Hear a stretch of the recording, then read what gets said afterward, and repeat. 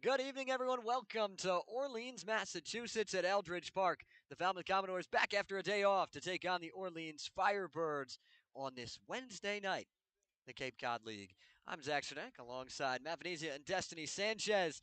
Glad to bring this one to you. The Doors trying to snap a 5-game losing streak into the day off yesterday, and they've lost 6 of 7. That first loss in that stretch came against this Orleans team. And with more on that matchup, send it over to Destiny Sanchez. Thanks, Zach. A little recap of the last time these two teams saw each other. It'll be the second time Orleans and Falmouth will face off. Last time was at Gov Fuller Field, where the Doors fell to the Firebirds 5-4 in a well-fought game. The game was tied for a few innings. We saw a home run from Deuce Gorison, but then Orleans came right back to gain the league. It was another one of those games where the Doors were struggling to push for a lead towards the end of the game. That game was about a week ago, and since then the Commodores roster has changed a little bit, so it should be interesting to see how this Orleans team matches with this Commodores team here in Orleans tonight. Thanks, Destiny. Got to keep an eye on that as we go forward. And there is a new face in this Commodores lineup tonight, starting and hitting in the cleanup spot. We'll take you through that lineup right now. John Spikerman leads things off. Travis Bazzana hitting second, playing second, back in his natural position tonight for the Commodores. Kyle DeBarge will hit third and play third. And then the new face, Tyler McGregor out of Northeastern playing first base. Walker Yannick is catching and hitting fifth. Joe Redfield, Gavin Turley, and Gavin Keelan, the 6-7-8 with Tab Tracy rounding out the order against Evan Truitt for Orleans. Yeah, I think McGregor is going to be a big guy in this order. You're looking for a spark offensively in several games here for the Commodores, just trying to get the bats awoken. You're looking at a guy who led the team at Northeastern in home runs with 18, had a really, really good slugging percentage, drove in 52 runs. His numbers speak for themselves. It'll be exciting to see what he can do at this part of the order. Here comes John Spikerman, the switch hitter from Oklahoma. Swings on the first pitch, soft ground ball off the glove of Penny over at third, and Spikerman will reach on the first pitch of the ball game, and they'll rule him an infield single to start things off. Well, now you already have a runner aboard, and you're trying to get the offense going after the bye game or the bye day yesterday. You've lost 5 in a row. Spikerman says, I'm going to look for my pitch aggressive, and I'm going to look for that first pitch. He gets it. Chops one the other way with his speed. It's already a tough play in general, but with Penny not able to make that play, it's an easy base hit in the infield for John Spikerman. Evan Truitt rocks himself set, the righty out of Charleston Southern, now working from the stretch with Spikerman over at first. First pitch to Travis Bazzana, bounces in and off the pads of the catcher Hunter, and Spikerman just 2 pitches into the game in scoring position for Falmouth. Well, you couldn't have drawn up a better start. You got to be alert on the bases. No one real better than that on the Cape than John Spikerman. And suddenly now Bazzana's got himself a chance to break out and try to get an RBI here. He's one of those bats that's been a little bit slow to get going here in Falmouth, and a base hit will do it for sure. Bazzana worked 3 walks in the loss to Hyannis, 0 for 1 besides that, but got on base a good amount in that 2 spot. That's right where he is today. Takes a fastball for a called strike to even up the count at 1-1. Spikerman stole 27 bags at Oklahoma, one of the fastest guys out here. A base hit should put the Doors in front early as Truitt brings himself set at the belt. Leg kick, the pitch that leaks low, gets away from Hunter, but not far enough for Spikerman to move up. But it's a 2-1 count now to Bazzana. Yeah, John's been really aggressive there. You look at his primary lead, he's got probably about a good 4 or 5 feet off the bag and then really extends there in the secondary. Anything that might just barely get away from the backstop, he could certainly be well on his way.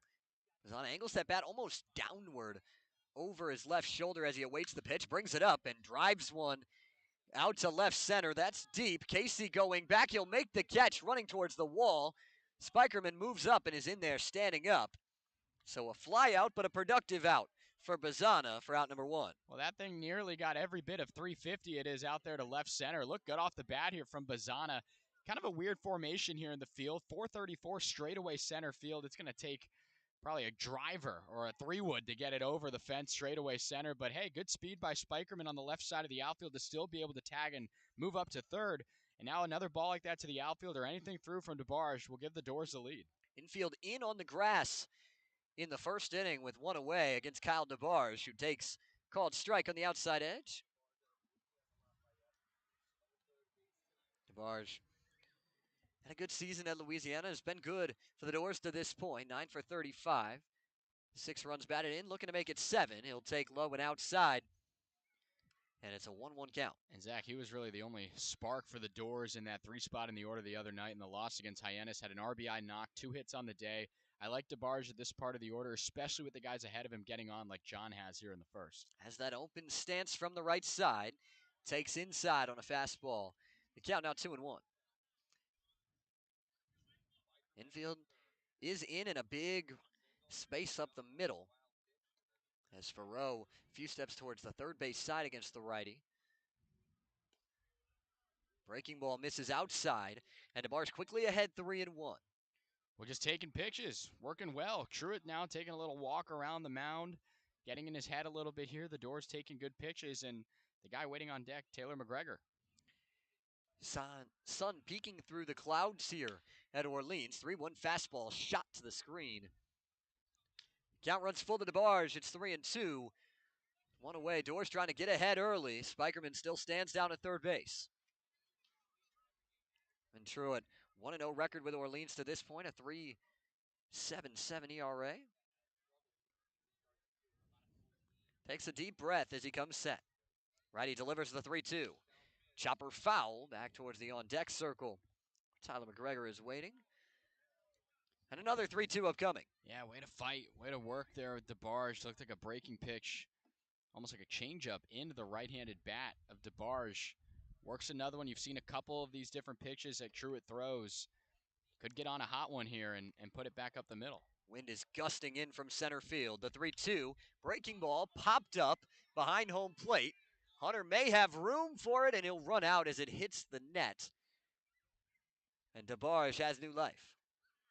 Yeah, you got to be careful there at the backstop here. Nice, hard, firm brick wall that the backstop Hunter kind of came running into. So DeBarge buys himself another pitch. That was a slider. It looked like it was just going off the plate to the right-handed bat, just barely getting on that one. DeBarge lucky. I thought that was going to be a pop out here, and now you buy yourself another chance. Truitt gets the sign and comes set. The 8th pitch of the at-bat to DeBarge. Sliced foul.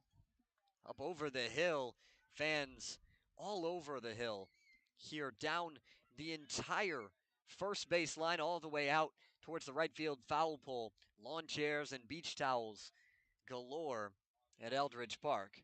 Good-sized crowd on this Wednesday night to see this one. Good battle between DeBarge and Truitt. Another 3-2. Check swing, and he went around. Federico De Jesus behind home plate rings him up himself, and Truitt wins the battle.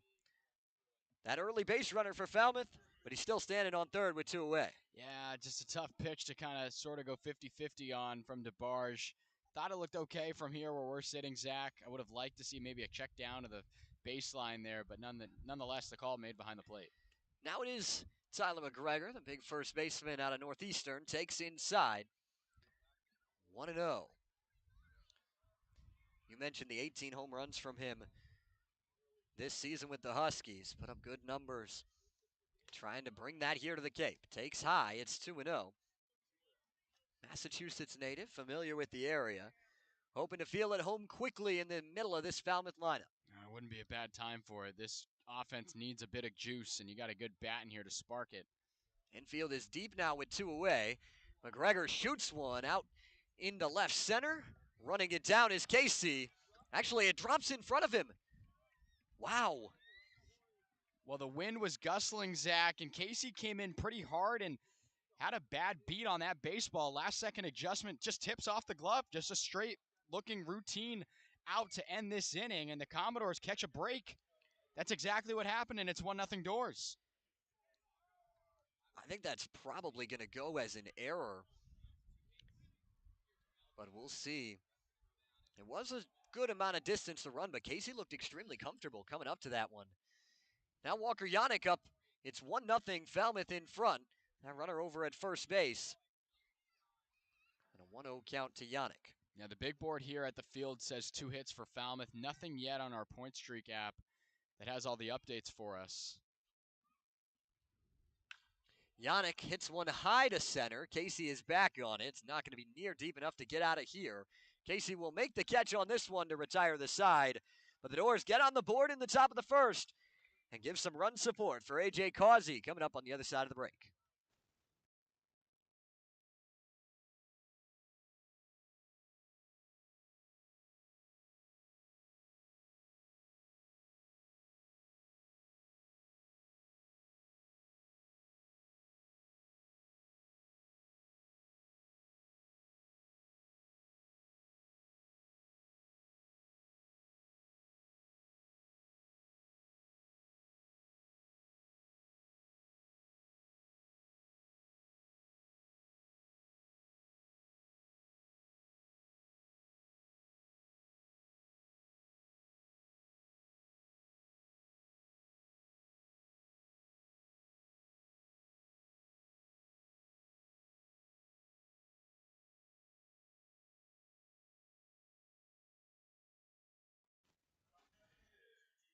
An early lead for Falmouth to start things off in Orleans on the error out in center field by Jake Casey.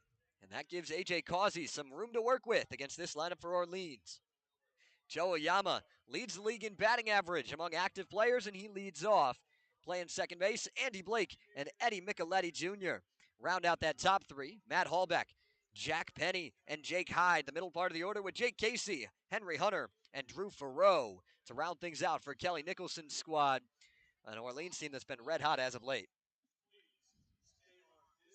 Yeah, I mean, A.J. Causey's going to be the guy to get the ball today. Looked really, really good in that game against Bourne.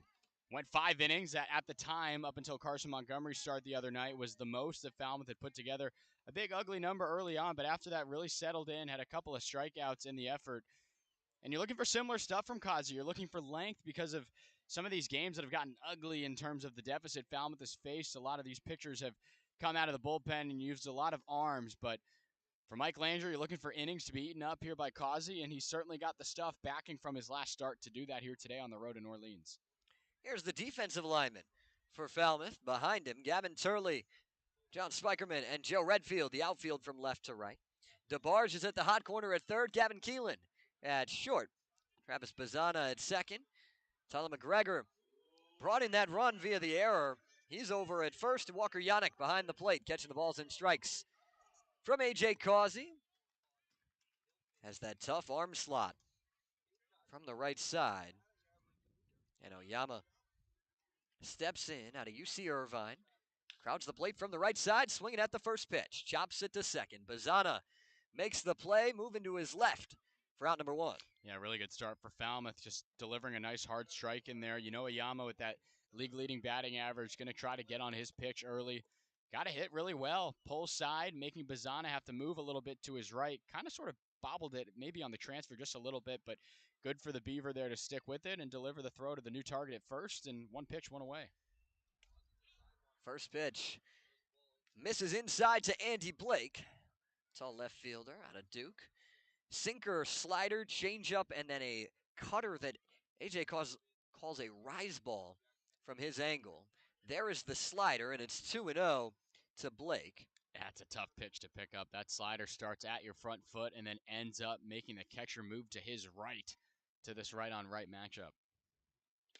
Big swing and a miss. Get A.J. back in the count. Headed to Tennessee next season after a few years at Jacksonville State.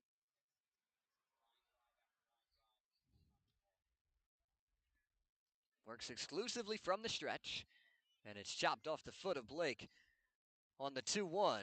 Gets things even.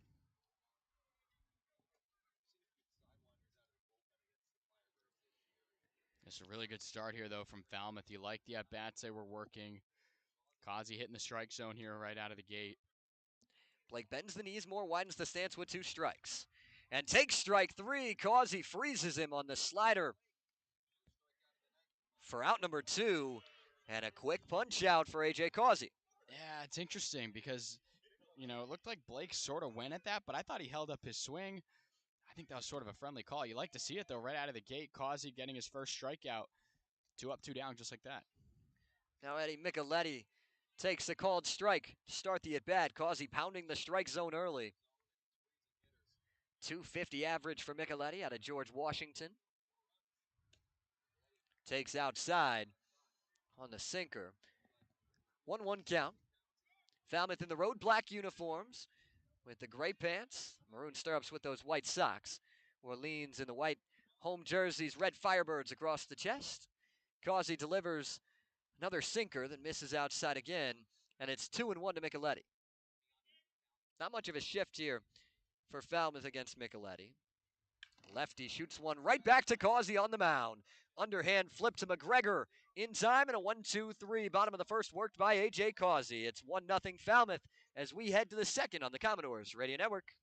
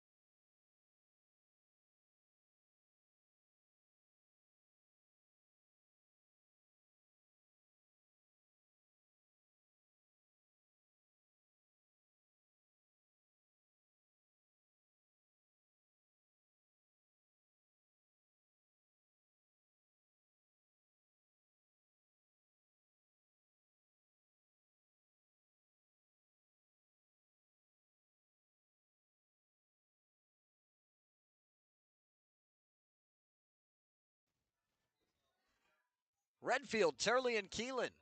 Here, 6, 7, 8 for Falmouth in the top of the second. It's 1-0 Doors. After the error in center field, Jay Casey brought in John Spikerman with 2 away. So an unearned run against the line of Evan Truitt. He's back out for his second inning of work, and Falmouth looking to extend that lead, Matt. Yeah, and you get Joe Redfield to lead it off. He was batting leadoff the other day in the loss against Hyannis. Got on base 2 times.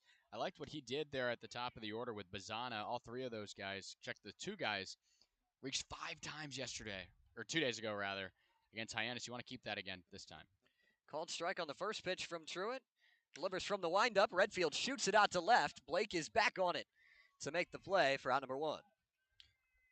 Well, already through 6 batters, a lot more solid at-bats from these Falmouth Commodores. There'd been a lot of pop-ups and some chop ground balls. Well, there's been a couple of line drive outs. The wind has a lot to say with that, too. But nonetheless, again, you take that first pitch, you get on one if you're Redfield, you take it the other way, and those outs are better and more productive than just popping it up on the infield. Gavin Turley digs in, takes first pitch fastball for a called strike on the inside edge. 0-1 count. Truitt working from the windup. Somebody didn't get to do much in the first inning after that first pitch single from John Spikerman. Breaking ball misses in. Evens up the count 1-1 to Turley. Still looking for his first hit as a Commodore. Had a strong season at Oregon State. Over 300 average, 14 home runs for the freshman. Big hack at that one, but tips it into the glove. It's 1-2. Well, I was just going to say, this is a guy that you really want to get going. Move down a little bit at the order, but you know when he's swinging, he's up near the top of the order, and that's where he was for the Beavers. 1-2. Just missed outside with the fastball. Evens up the count. Good take there from Turley. Got a lot of juice in that bat. Open stance from the right side. Righty on the mound. Truitt takes a deep breath. Into the windup.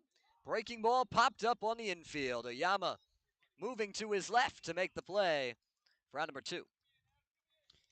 Got underneath that one. Oyama calling everyone off, making a nice call there on the middle part of the infield. But again, you'll get him going. You know, Gavin Turley is very, very capable. We know this. And like a lot of these Commodores bats, is sort of in a funk at this point in the year. Here's Gavin Keelan. Shortstop out of Louisville takes called strike on the first pitch. Outer third. It's 0-1. Truitt looks to be in a rhythm from the windup right now. Keelan tips that one into the glove, and Truitt quickly ahead 0-2. Bounces that bat off the left shoulder as he awaits the pitch. The 0-2 misses outside. 1-2 count now to Keelan. Truitt works quickly. Infield is deep. Oyama playing on the Grass out in shallow right field. Keelan sends one into shallow left center. Blake calls off Casey to make the catch on the run for out number 3. Doors down in short order in the top of the second, but still in front 1-0, heading to the bottom half on the Commodores Radio Network.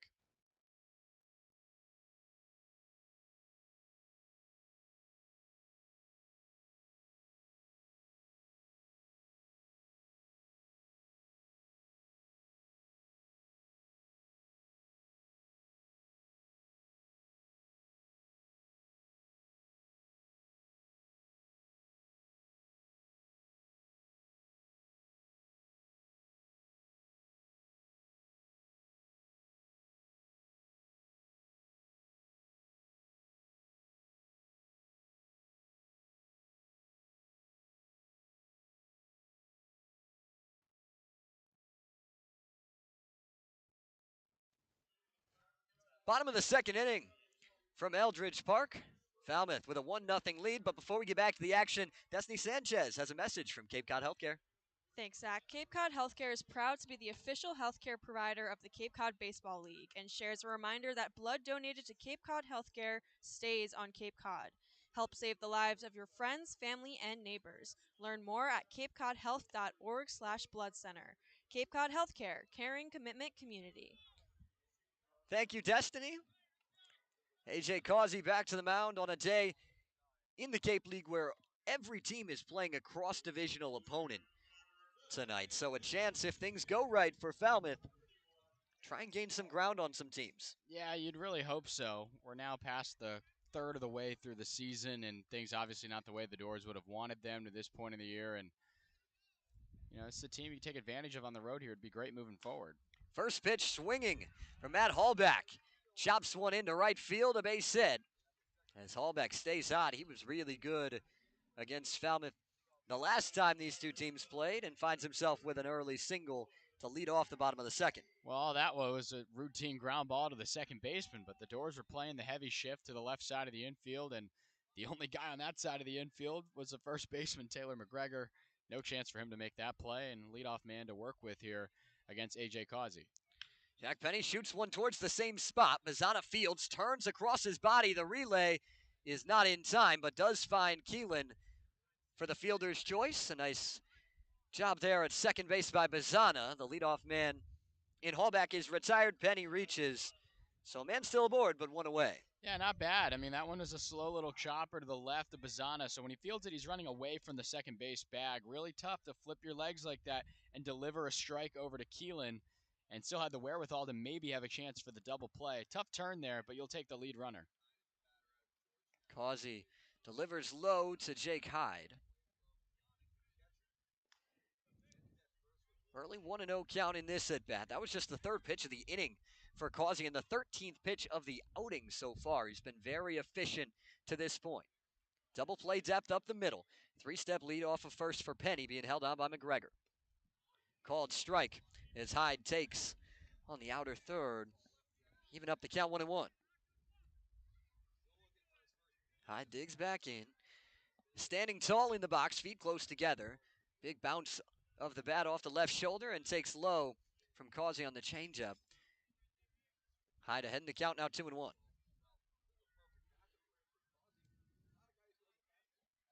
Causey rocks himself set. Very staggered with the feet. Delivers sidearm outside. And it's a 3-1 count to Hyde. And this really the first time we've seen Causey fall behind in an at-bat. Yeah, against a guy who's hitting 143 too on the season. We didn't see Hyde in that first matchup. Called strike from Causey. Works it back full. Just being careful. Yes, this is, a big bat. We had a good year at Georgetown. Just a little slow start here on the Cape, but good chance to get back in the AB now with the full count pitch. Payoff pitch, shot on the ground to short. Keelan on the short hop. Bazzana at second. And in time to McGregor. 6-4-3 to retire the side. The Doors with a 1-0 lead heading to the third from Eldridge Park.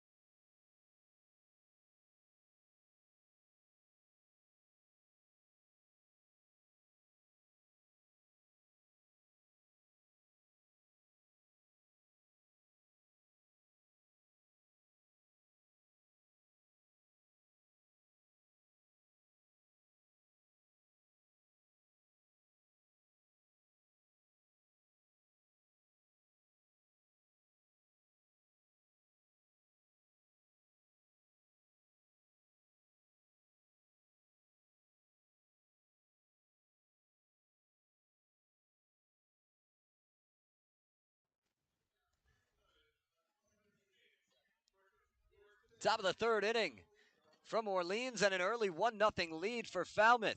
Thanks to that error with 2 away in the top of the first that brought in John Spikerman. And now 9-1-2 will face Evan Truitt, trying to give some more run support to A.J. Causey.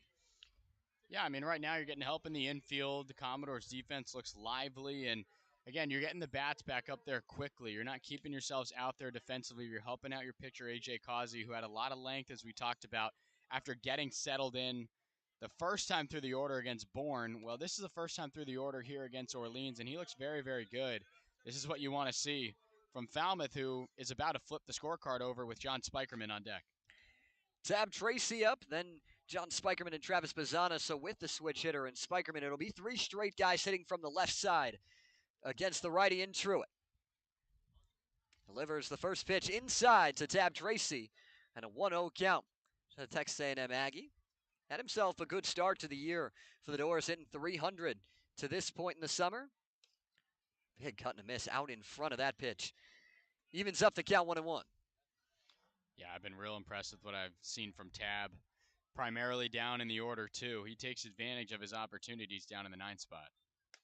Takes fastball outside to get ahead in the count 2-1. Infield's deep for Orleans with nobody on and nobody out.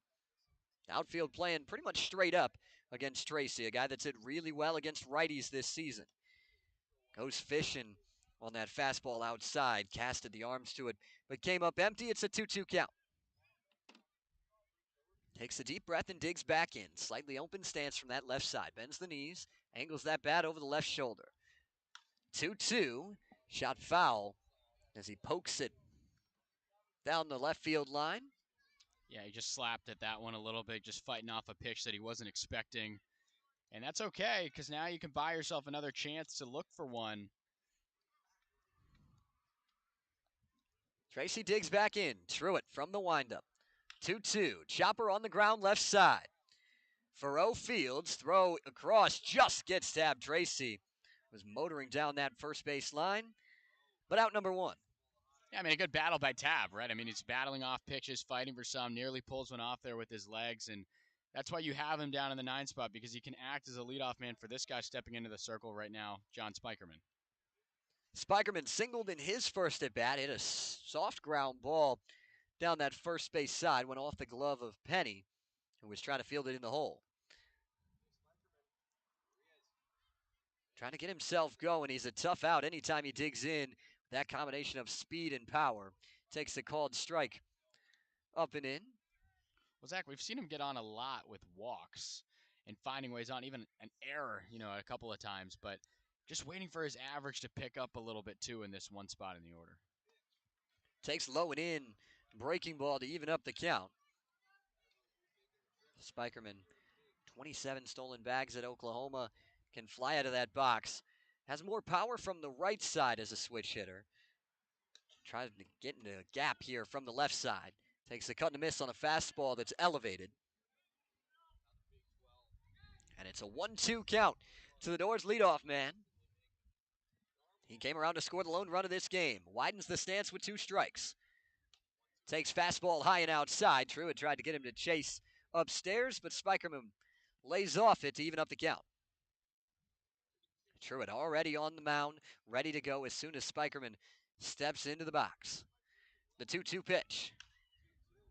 Sliced foul out of play down the third base line. Spikerman stays alive.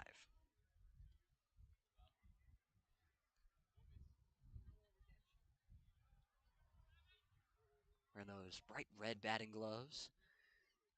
Angles that bat over the left shoulder. The 2-2. Pulled foul down the first base side. Spikerman will see another.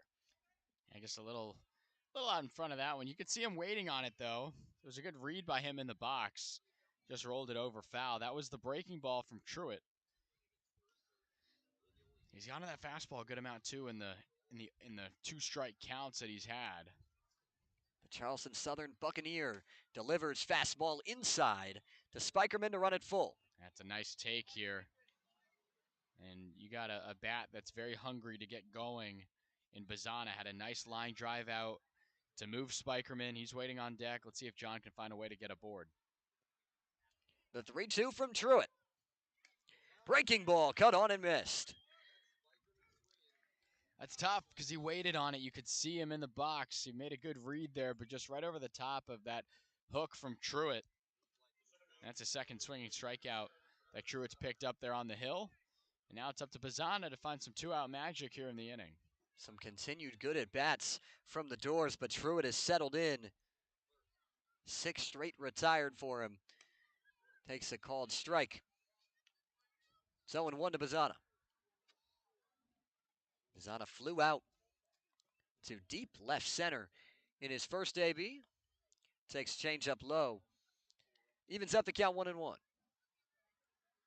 Oregon State Beaver stepping back in. Big bend in the knees and angles that bat over the shoulder. Hits this one towards the same spot out in left center. Casey back on it, and once again will make the catch in front of the track for out number 3. Truitt once again retires the Doors 1-2-3. We head to the bottom of the third. Falmouth still in front, 1-0.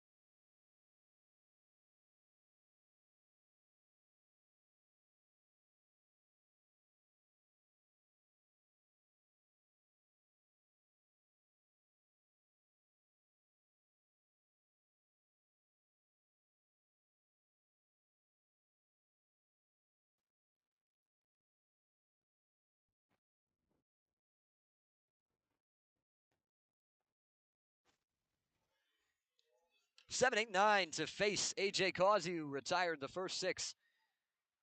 Facing the minimum through 2. The leadoff single in the second from Hallback, but the double play erased that runner. And so Casey, Hunter, and Farrow, 3 more left-handed hitters to come to the plate against Causey, with Oyama waiting after that. So it'd be 4 straight from the left side. Causey delivers a slider on the first pitch that misses in. To start off, Jake Casey, whose last at-bat against Falmouth was one to remember for him. A very long home run out to right field at Gov Fuller Field. Takes a called strike. Even up the count on that outside edge. Yeah, a couple of those deep fly balls out to right that game. Deuce Gorson had the home run that gave Falmouth the lead in the 6th inning. A couple big left-handed bats. Causey has that pitch run in. And Casey will head down to first base. Second straight inning with a leadoff base runner for the Firebirds. And that brings up Henry Hunter. Well, Zach, for obvious reasons, the last time these two teams faced, both were in the basement of the division. Orleans had struggled to score runs. Since then, they've just gone on a tear, now up to 3rd in that East Division. Meanwhile, Falmouth has hit a wall with, losses 5 in a row, but then, the Wareham win was really the only recent one. So you got to take advantage of a team that did the same thing to you on their turf as you can here tonight to run the tide back towards your favor. And this is a team that got hot after beating Falmouth. You can try to deliver that same feel here going in a couple big matchups the next couple of days. Causey brings himself set. Hunter squares to bunt, pulls back on a pitch that misses low and outside to start off this AB. It's 1-0. DeBarge now moving in onto the edge of the infield grass over at third. The rest of the infield in double play depth. With McGregor holding on Casey over at first base. Hunter squares again, pulls back, and a called strike. Catches the outside edge. Hunter thought that one was a little low, but right at the knees. Even up the count. Holds that bat high over the left shoulder as he awaits the delivery. Will not square this time and takes low and outside. It's 2-1. Working him pretty low in the box here. That's what we've seen from Causey. When you have that low arm slot, that tends to be your miss. Just low, not getting enough on it. You don't want to leave it up too high when you're throwing almost underhand because it's right into the wheelhouse. Causey with a sinker low and outside. It's a 3-1 count. Righty almost hunched over in that when he comes, set point when he comes from the stretch. Right. And he comes to that spot right now. The 3-1. Big swing and a miss. Change up down. Dropped off the table. Hunter swung right over it.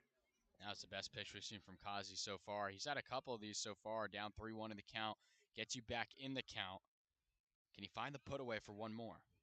The payoff pitch. Runner goes. Swing and a miss. Throw down from Yannick is high. It sails into center field. Spikerman quickly to it to keep Casey at second.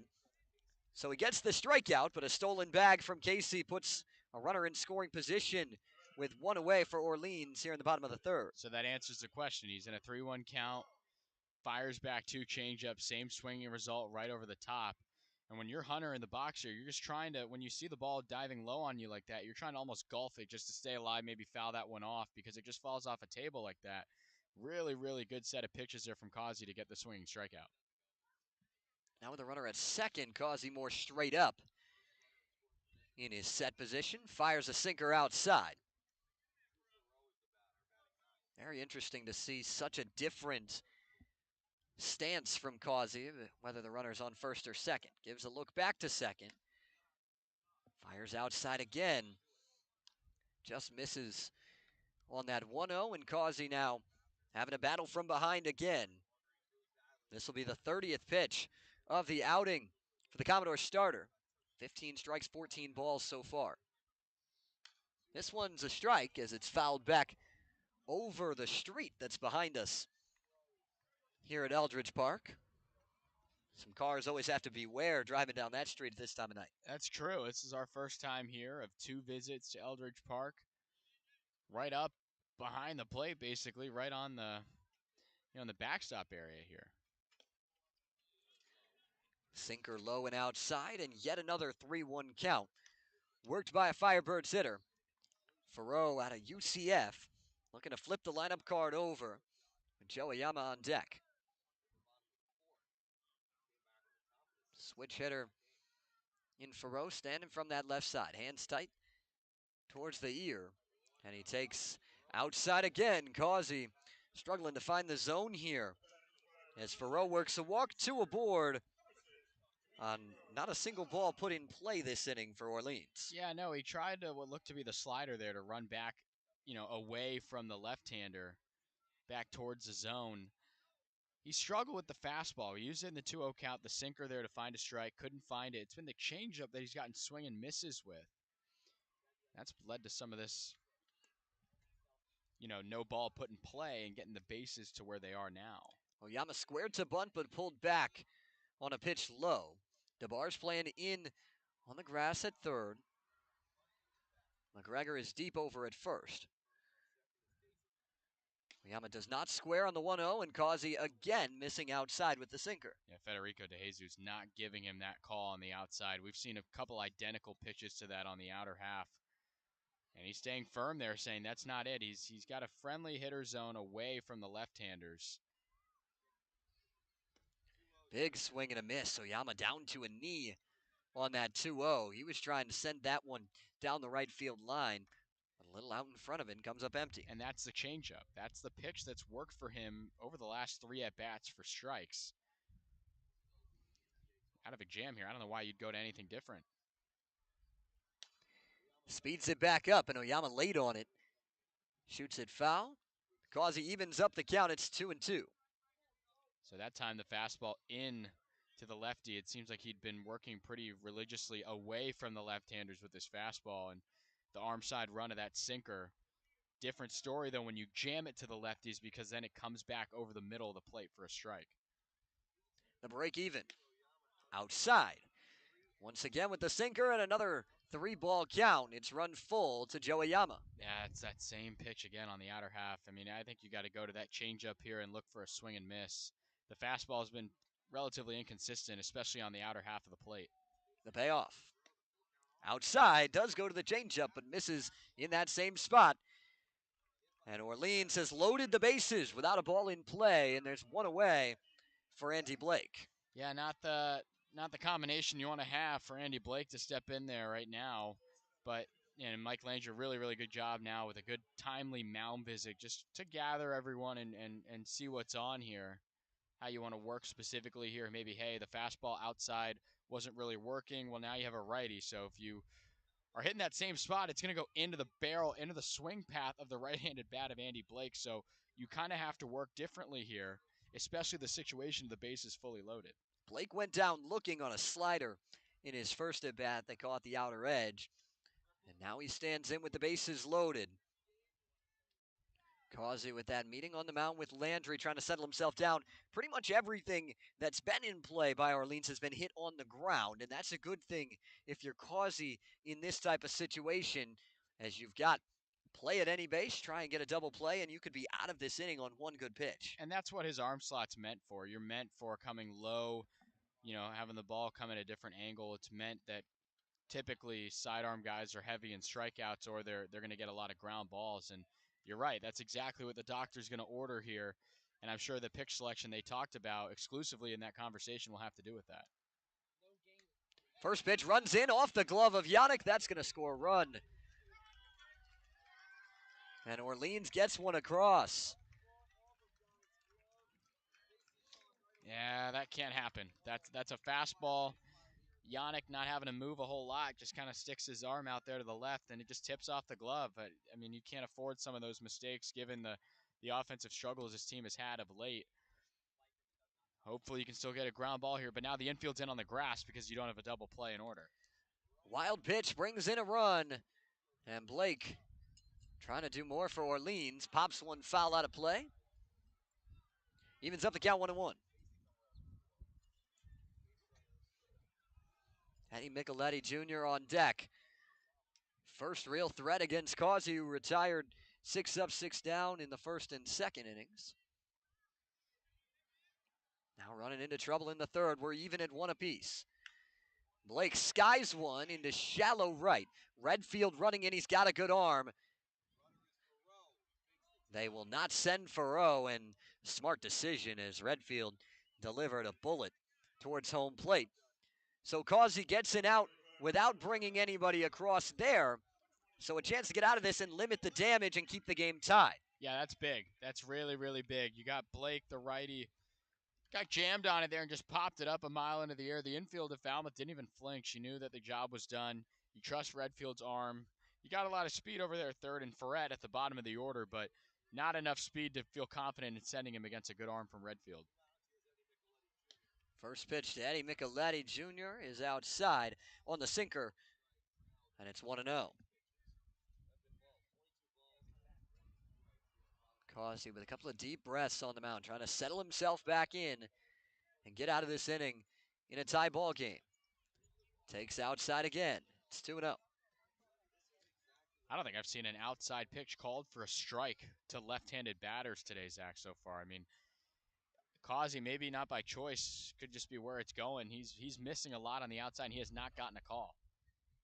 2-0, a called strike. Goes off speed, bends it back in over the outer edge. It's 2-1. Infield is deep across the diamond with 2 away. Wind still blowing in from center field. 2-1. Again with the sinker outside. It's 3-1. Yeah, partner. Now 4 of the last 5 at-bats. Causey's fallen behind in 3-ball situations in the count. He's had to battle back. He's done a couple successfully, but now you're in, again, a similar 3-1 spot. Pitch misses outside again. And yet another walk. Reloads the bases for the cleanup hitter, Matt Hallback. Yeah, that's 3 walks this inning. Again, the only ball put in play was the pop out that was caught by Redfield and right for the previous out we just saw. We saw one get away on the wild pitch. Just some self-inflicted issues here that haven't broken the floodgates open yet, but you really need an out here. And Hallback's been good against Falmouth so far. He takes a sinker inside as a right-handed hitter. Same spot again from Causey. 1-0. Hallback, couple of hits already to this point against the Doors between the two outings. Chops it foul towards the Falmouth dugout on that third base side. 1-1 count. Yeah, Hallback 1 for 4 in that effort a couple of days ago back in Falmouth. Had an RBI in that 5-4 win. Big spot here for him. High fly ball out to left field. Turley is under it. On the run, will make the play. So Orleans ties things up in the bottom of the third, but leaves them loaded against A.J. Causey. It's a 1-1 ball game from Orleans on the Commodores Radio Network.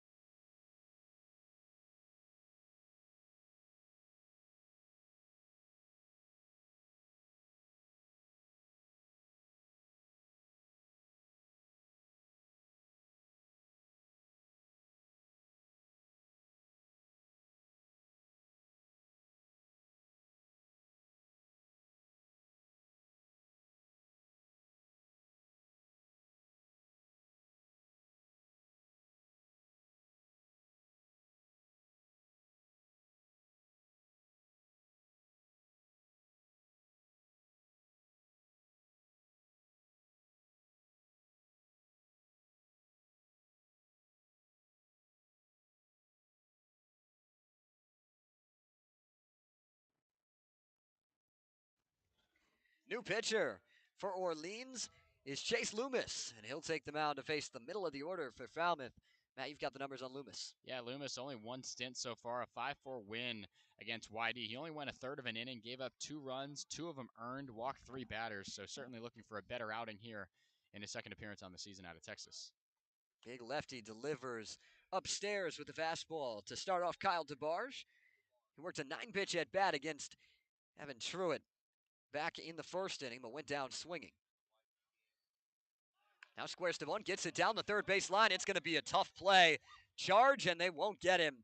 Penny delivered to first, but by the time he let go of that ball, DeBarge was already at first base. A bunt single to lead things off for Falmouth. Well, that's what you like to see. The only other time the leadoff man reached was to begin this ball game.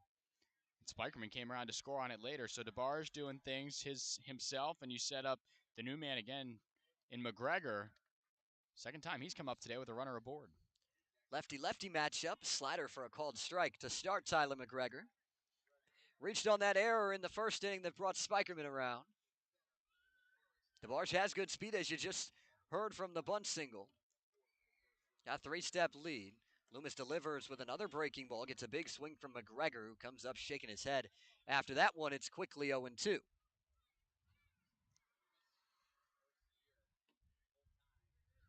Loomis slightly open stance and will go back to first base to try to get DeBarge, but it's back in standing up.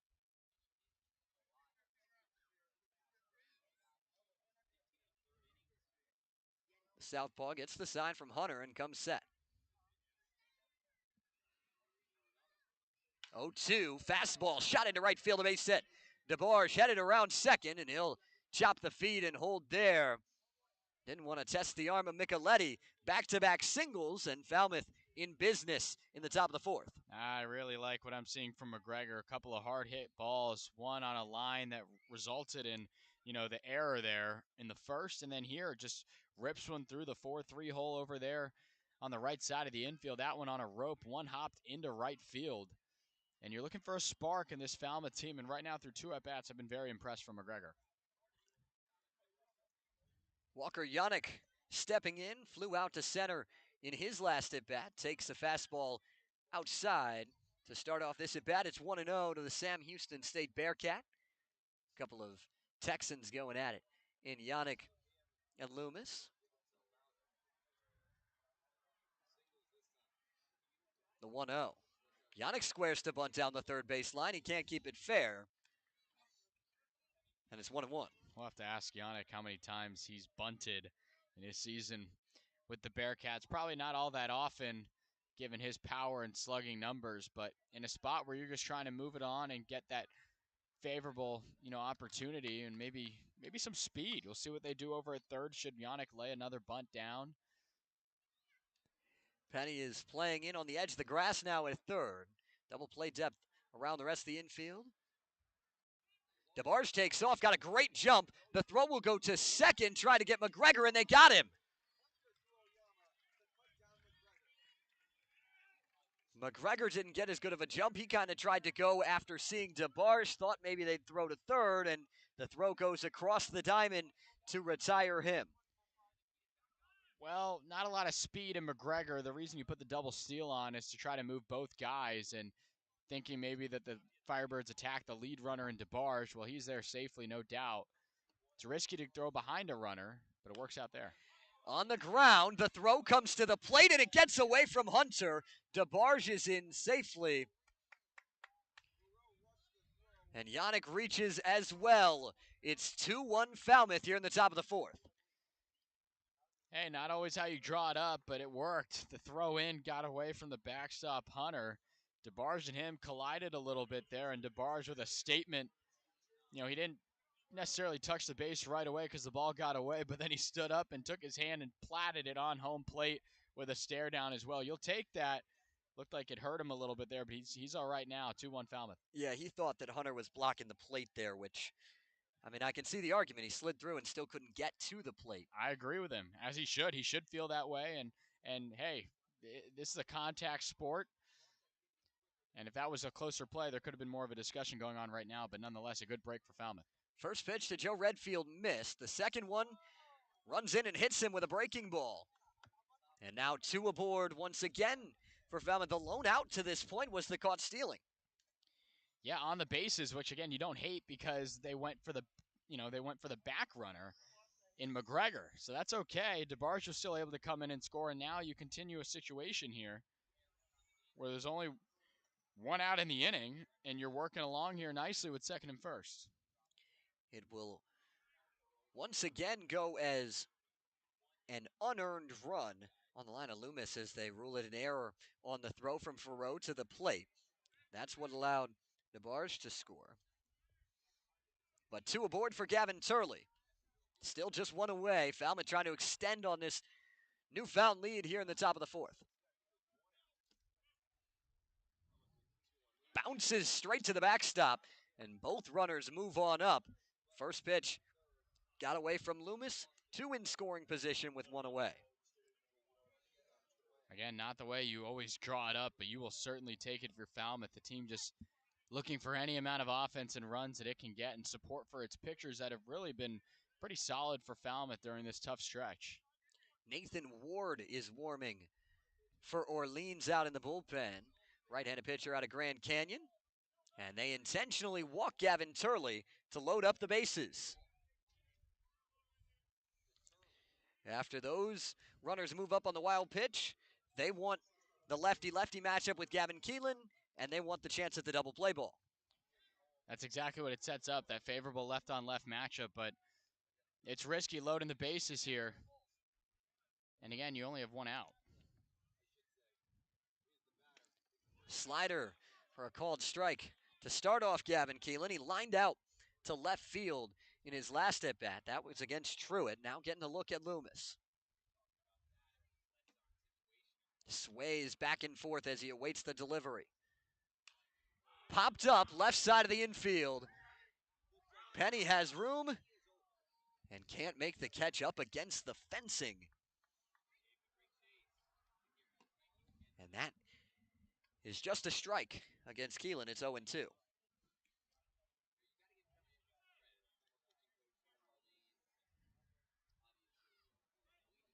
Keelan trying to battle back, down 0-2 in the count against Loomis. The runner at third is Walker Yannick. It's Redfield at second, Turley at first. Loomis comes set. Turley dancing over at first, trying to get in that field of vision. The 0-2 hit on the ground right side. Ayama turns to short. The relay is thrown away. One run will score. It's out of play, and another comes in. It's 4-1 Falmouth. Again, just a lot of craziness all over the infield right now. You know, you think that the Firebirds get a chance to escape the inning with that pop fly in foul territory. They don't get there. Keelan, you think he's rolling into a double play. It's always tough to turn two on Gavin Keelan with his speed. But that throw just airmailed from Farad. I don't know if he would have had him. I think it's going to be ruled an infield hit regardless. But that error allows a couple more Falmouth runs to come in. Well, Keelan's spot will go as a fielder's choice. And a bunt from Tab Tracy. Loomis turns and throws and gets him to retire the side. But Falmouth brings three across, an immediate response here in the top of the fourth. 4-1 Doors headed to the bottom half right here on the Commodores Radio Network.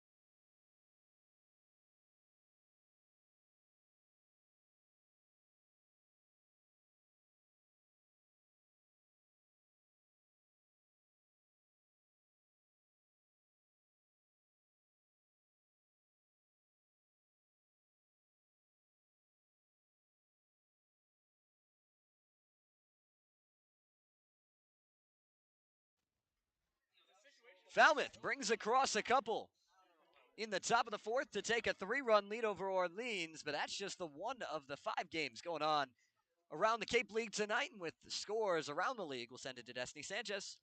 Thanks, Zach. The Cotuit Kettleers are beating the Brewster Whitecaps 5-4 in the top of the 8th. The Bourne Braves lead the Chatham Anglers 4-1 at the top of the 5th. The YD Red Sox lead the Wareham Gatemen 4-0 at the bottom of the 5th. And the Hyannis Harbor Hawks and the Harwich Mariners, the Hawks lead the Mariners 1-0 at the top of the 4th. Thank you, Destiny. A lot of good action going on around the Cape League with everybody playing a cross-divisional opponent tonight. You've got yourself some good games. That game coming down to the wire in Brewster between the Kettleers and the Whitecaps. A couple of pretty good teams out there. And then Hyannis and Harwich, another good one. Keep your eye on in White House Field in Harwich. That one in the same spot this one is in the 4th inning. And A.J. Causey gave up the lead in his last inning on the mound. Now he comes back, and the offense picked him right back up. Well, that certainly may not have been the way you predict to see Falmouth put up 4 runs. Literally, a lot of it has been on just a lot of chaos from the Firebirds. Already a handful of errors for the Firebirds today and some sloppy play. But, hey, Falmouth's a team that's been looking for a couple of breaks their way. If anything, they've been the team handing out some of those really, really good stuff here from Falmouth. Jack Penny, Jake Hyde, and Jake Casey due up against Causey, and the first pitch misses inside to the lefty in Penny. Reached on a fielder's choice in the second, was doubled up on the ground ball from Hyde. Causey with that high leg kick. Tried to stick the inside edge, but couldn't catch the corner, and yet another hitter-friendly count for Orleans. It's 2-0.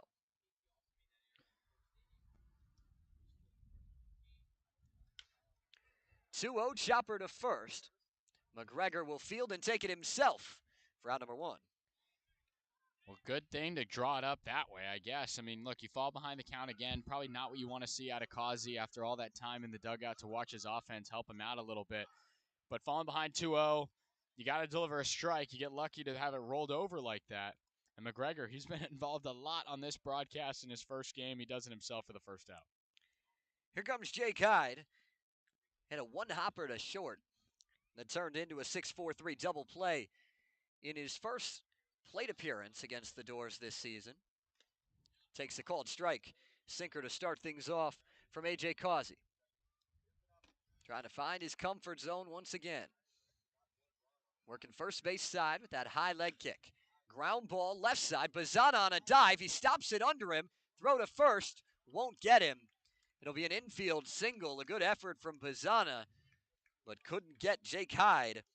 And a one-out base runner for Orleans. Yeah, really good hustle there from Bazana, giving it everything he has there, laying out back towards the bag of second base, and was with it nicely. I mean, there's not a whole lot of speed there out of Jake Hyde, but to still give it a chance like that from Bazana, that's really impressive. Now Jake Casey steps in and takes just low on the first pitch. Casey was hit by a pitch in the third, stole a bag, came around to score the lone run for Orleans on that wild pitch. Causey misses again inside, and another 2-0 count. Casey has a lot of pop in that bat. Wind still blowing in from left center. Check swing down to third, no swing. And it's 3-0. Casey looks comfortable from that left side. Wide stance. Takes a called strike. Corner at the knees on the outside edge. And a 3-1 count. Hyde with a two-step lead off of first, being held on by McGregor. 3-1, chopped right towards the Orleans dugout. Hit off the top of it, bounces back towards the field of play, just out of the reach of the manager, Kelly Nicholson, who tried to snag that one from his position. But another 3-2 count. Causey battling with Jake Casey. Couple of shakes on the mound from Causey. Rocks himself into that hunched over position. 3-2, swing and a miss. Goes to the changeup, gets Casey out in front. And from 3-0 to a strikeout for A.J. Causey. That's big, Zach, and back-to-back strikeouts that he's gone to that pitch with. We remember the big jam he was in after Casey was hit. He came back from a 3-1 deficit, went to back-to-back changeups, got the swing and miss. Now this time a potential jam starting. He goes to that pitch, and now you have 2 outs. Massive spot there from Causey, and he executes. That last strikeout was to Henry Hunter, who steps in and takes cutter inside. It's a 1-0 count. Hyde still over at first base, extending that lead just a little bit. Off speed misses outside. With the changeup, it's 2-0. The UAB Blazer, Henry Hunter.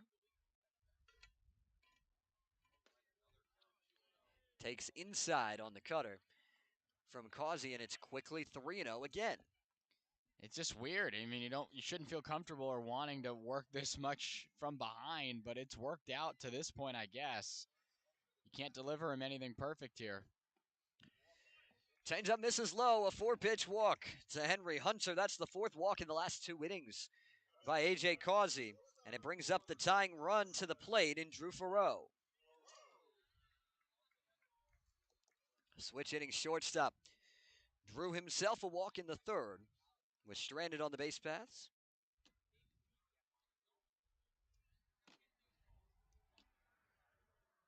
Causey with that high leg kick.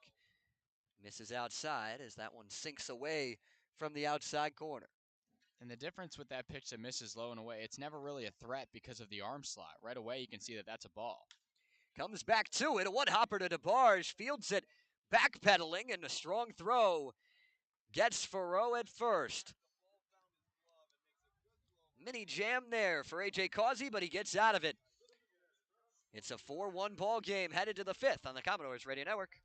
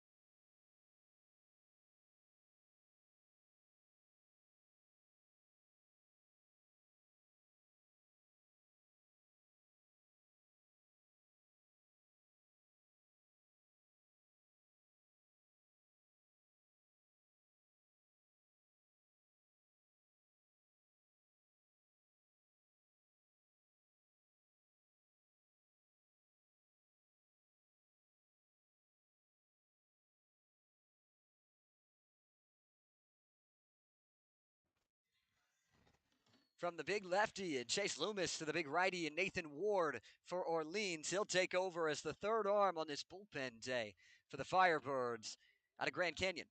Yeah, Nathan Ward stepping in, probably not what you wanted to see from Loomis, although the numbers from his previous outing indicated that could have happened, and now you go to a different arm in Nathan Ward out of GCU over on the west side of the U.S., close to where I go to school, right up the road.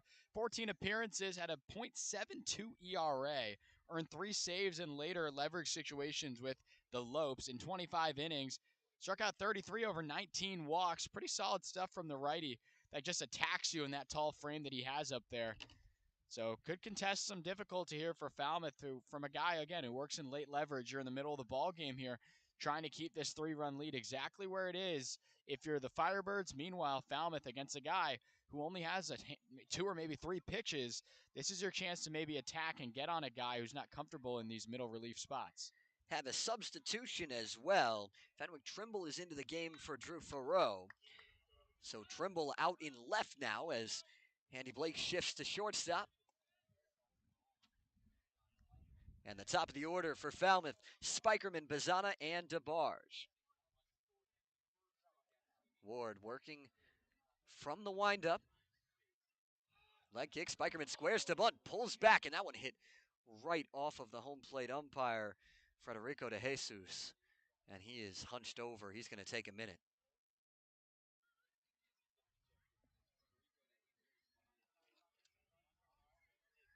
That does not feel good.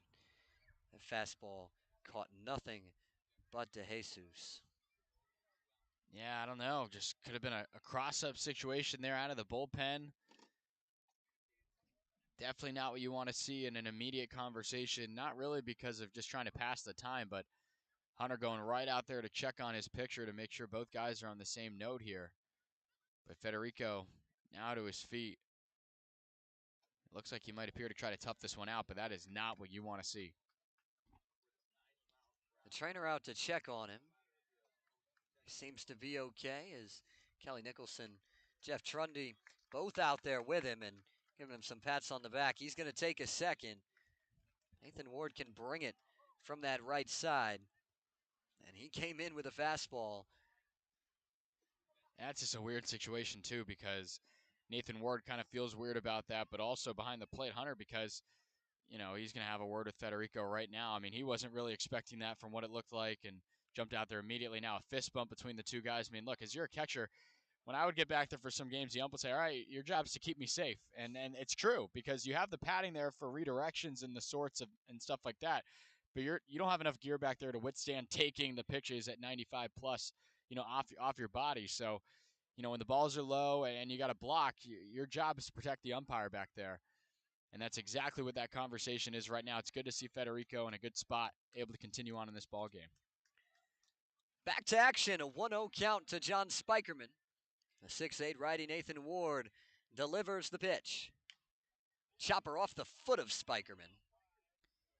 And that time it gets John, and he's a little slow to get to himself here. So a couple of guys injured, and John's just going to walk it off, but a little slow start to this top half of the fifth. Yeah, getting some beatings out here, but Spikerman seems to be okay. That one went right off the top of his foot. Looks back and messing with the catcher, Hunter. Then it's his turn. Yeah, again, just an interesting start to this fifth inning. You don't want to see that kind of stuff in this game, but it happens every now and again. Wind has died down a little bit here. Ward delivers the 1-1. Big breaking ball that stays outside. 2-1 count. 2 2/3 innings pitched on the summer for Nathan Ward. And he struggled a little bit over the last couple of outings, trying to get himself back going. High fly ball out to center field. Casey is under it. He'll make the play for out number 1. Yeah, the wind's dying down just a little bit here early on in this ball game, Zach. A lot of wind gustling in the alleyways over there in left center and even right center. We saw the error that Casey had earlier in this ball game. A couple spots out and left for Gavin Turley that were eating him up a little bit, but it seems like everything's calmed down for the most part here throughout the rest of this game. Here comes Travis Bazana. Called strike on the first pitch, and he knew it immediately. Took a step back out. Now will walk himself back in. Oregon State Beaver still looking to break out this summer, but has had some good ABs and some good swings. That wasn't one of them, though. Chases a fastball up, and it's 0-2. Yeah, it's not the one you want to be swinging at, partner. You want to swing at the one before that. But as you mentioned, 1 for 12 here so far on the Cape. Certainly not the start we were expecting out of Bazana, and hopefully can get him going here relatively soon. Couple of shakes from Ward. And fastball pops straight up. Hunter looking for it. He'll call for it, circling and making the catch just behind home plate for out number 2. Yeah, as we say that about the wind, Hunter was moving around there a little bit himself, circling around the home plate area, and Henry Hunter basically falling over on his left side, basket catching that one. Now he has a nice laugh there behind the plate with Federico De Jesus, the home plate umpire. That wind, as we said, it was gone. It's certainly right back. Brings up Kyle DeBarge. Had the bunt single to start things off in the top of the 4th. Came around to score. Now hits a ground ball to short. Blake on a backhand. Throw across the diamond. Just gets DeBarge by a step. And a bounce back inning for Orleans. 1-2-3 for Nathan Ward out of the bullpen. We're halfway through from Eldridge Park. 4-1. Falmouth in front.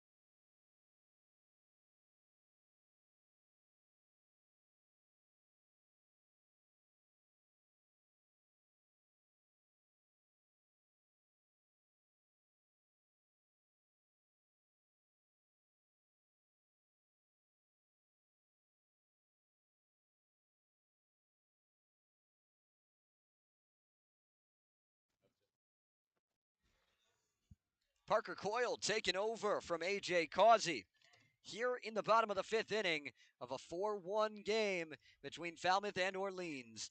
The Doors in front of this one, and they've had themselves a good game to this point thanks to a good start overall from A.J. Causey working his way out of jams. Now Parker Coyle taking over. Yeah, Coyle, we've seen him twice already out of Arkansas. Got hit around a lot last time up in that Katuitt game. That really not a lot of positives in that one at all. But overall here, 0-1 with a 6.0 ERA in the 2 games. Struck out 7 batters, though, against 1 walk. So he gets beat because the ball gets put in play on him, not necessarily that because he's hurting himself. He gets the punch out when he needs to from that left-handed side, and that's what you like. You like to, at least to give your defense a chance, and it was a lot of base hits in that tough one against Katuitt. Coyle with a fastball that runs inside to Joe Oyama. It's the top of the order for Orleans. Oyama, Blake, and then Micheletti.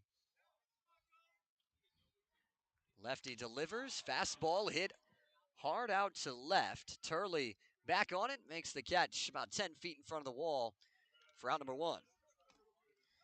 Got a good hold of that one to the opposite field by Oyama. So far, other than that walk last time up, the Commodores have really, kept him in check. And that's what you like when he's at the very top of the league leaders in average and one of the very best in the order for Orleans and Kelly Nicholson's group. So good to retire him quickly for Parker Coyle.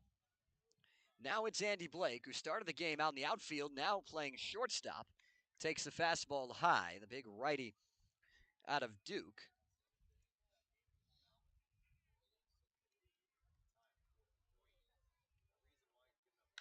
Shoots one into left field, a hard hit line drive single for Andy Blake.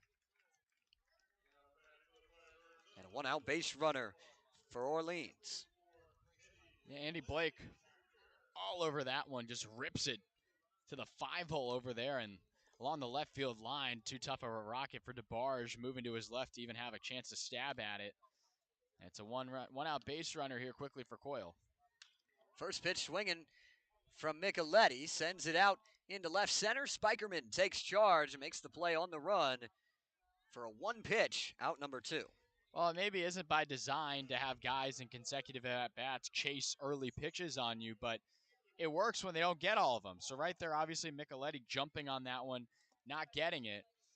And it hangs up enough for John Spikerman to deliver a good throw in and quickly 2 away. Now it's Matt Hallback. Takes the fastball for a called strike on the inner third. To start off his at-bat. Out of UC San Diego. Triton angles that bat over the right shoulder, bending the knees, takes the fastball high and outside, even up the count.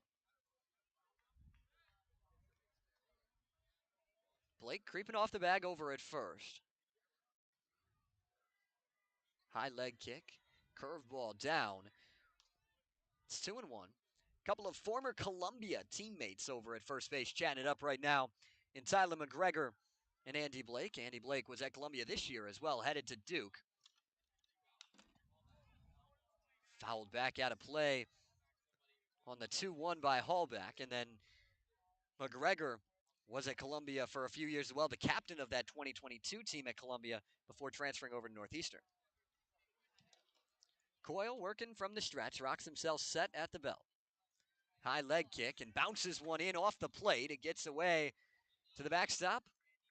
Blake rounds second base, but he'll hold there. The count now full to Matt Hallback. You're one strike away, too. That's not really ideal what you want to see there. Just a free 90 feet where a base hit now will get Orleans. I mean, there's still a long way to go, but one run closer. You want to hold this effort, especially because you're just one strike away from Coyle here. We've seen a lot of base hits bite at him in his couple of outings so far, but haven't quite seen him yet have that put-away pitch in a big inning. He's got a chance for it here to limit the damage and not have this door open up for Orleans. Long look in from Parker Coyle. Deep breath on the rubber, the 3-2. Ground ball left side. It's a slow one. Keelan on the run. Throw across. Can't be picked out by McGregor. It's going to get to the wall. One run will score. And Hallback cruises into second. And Orleans has cut into the deficit. Hallback trades places with Blake, and the inning's still not over. Such a tough play for Gavin Keelan, but you got the result if you were Parker Coyle. Have to rule that an error on Keelan, but the throw itself, I mean, you want to trust, hopefully, when you release that ball as a shortstop on the run, you're hoping that your first baseman can help you out. Looked very pickable, but was not able to do so over there was McGregor in his first game here defensively for Falmouth. Fastball at the knees for a called strike to start Jack Penny. It is a single and then an error that allowed the run to score.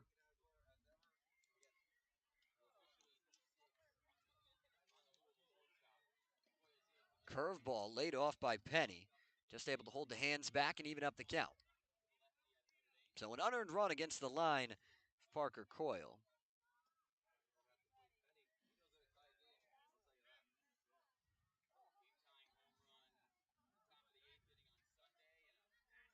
Coyle shrugs the shoulders as he delivers. Chopped it foul. And he's now ahead in the count to Penny, 1-2.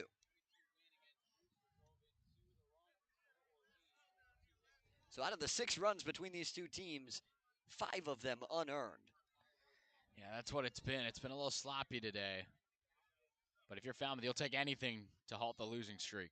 The 1-2 from Coyle. Fastball inside. Coyle thought it was strike 3, but instead, it's just a touch in and a 2-2 count. Yeah, I don't mind that pitch at all. Really, really good spot from Coyle. You can live up there in that part of the zone if it's going to be a flip of a coin for a call. The break even. Breaking ball into center field, a base hit. Hallback headed around third. The throw from Spikerman will go to second. Hallback holds at third. And runners on the corners as Jack Penny comes through on the hit train. But that run did not come across. I thought Hallback might have had a chance there had he kept going. I think you're right. That thing kind of died in center field. relatively okay speed over there in Hallback at third, but Coyle again looking for that put away pitch, and he just hangs a breaking ball. I mean, you can't do that against this order, and that's exactly what happens. Really thought that a run was going to come in to score, but you buy yourself another at bat to try and get out of it here. If you're Parker Coyle, you can't leave breaking balls over against lineups here on Cape Cod like that, and puts it right back up the middle. And here comes a pinch hitter. Johnny Olmstead takes a called strike on the outside edge. USC Trojan replacing Jake Hyde. Right-handed hitter facing the lefty in Coyle. Fastball sliced out of play. McGregor gave chase on it, but it'll land among the crowd on the hill at Eldridge Park. Yeah, the famous hill. Certainly living up to the talk here, and it's a Wednesday night cross conference matchup. There are a ton of people gathered here. Looked like it was Cub Scout night as well here in Orleans. Swing and a miss. Coyle elevates the heater, punches out Olmstead. Firebirds get one, but leave them on the corners. It's 4-2 through 5 from Orleans. Matt Venezia on the play-by-play on the other side of the break, right here on the Commodores Radio Network.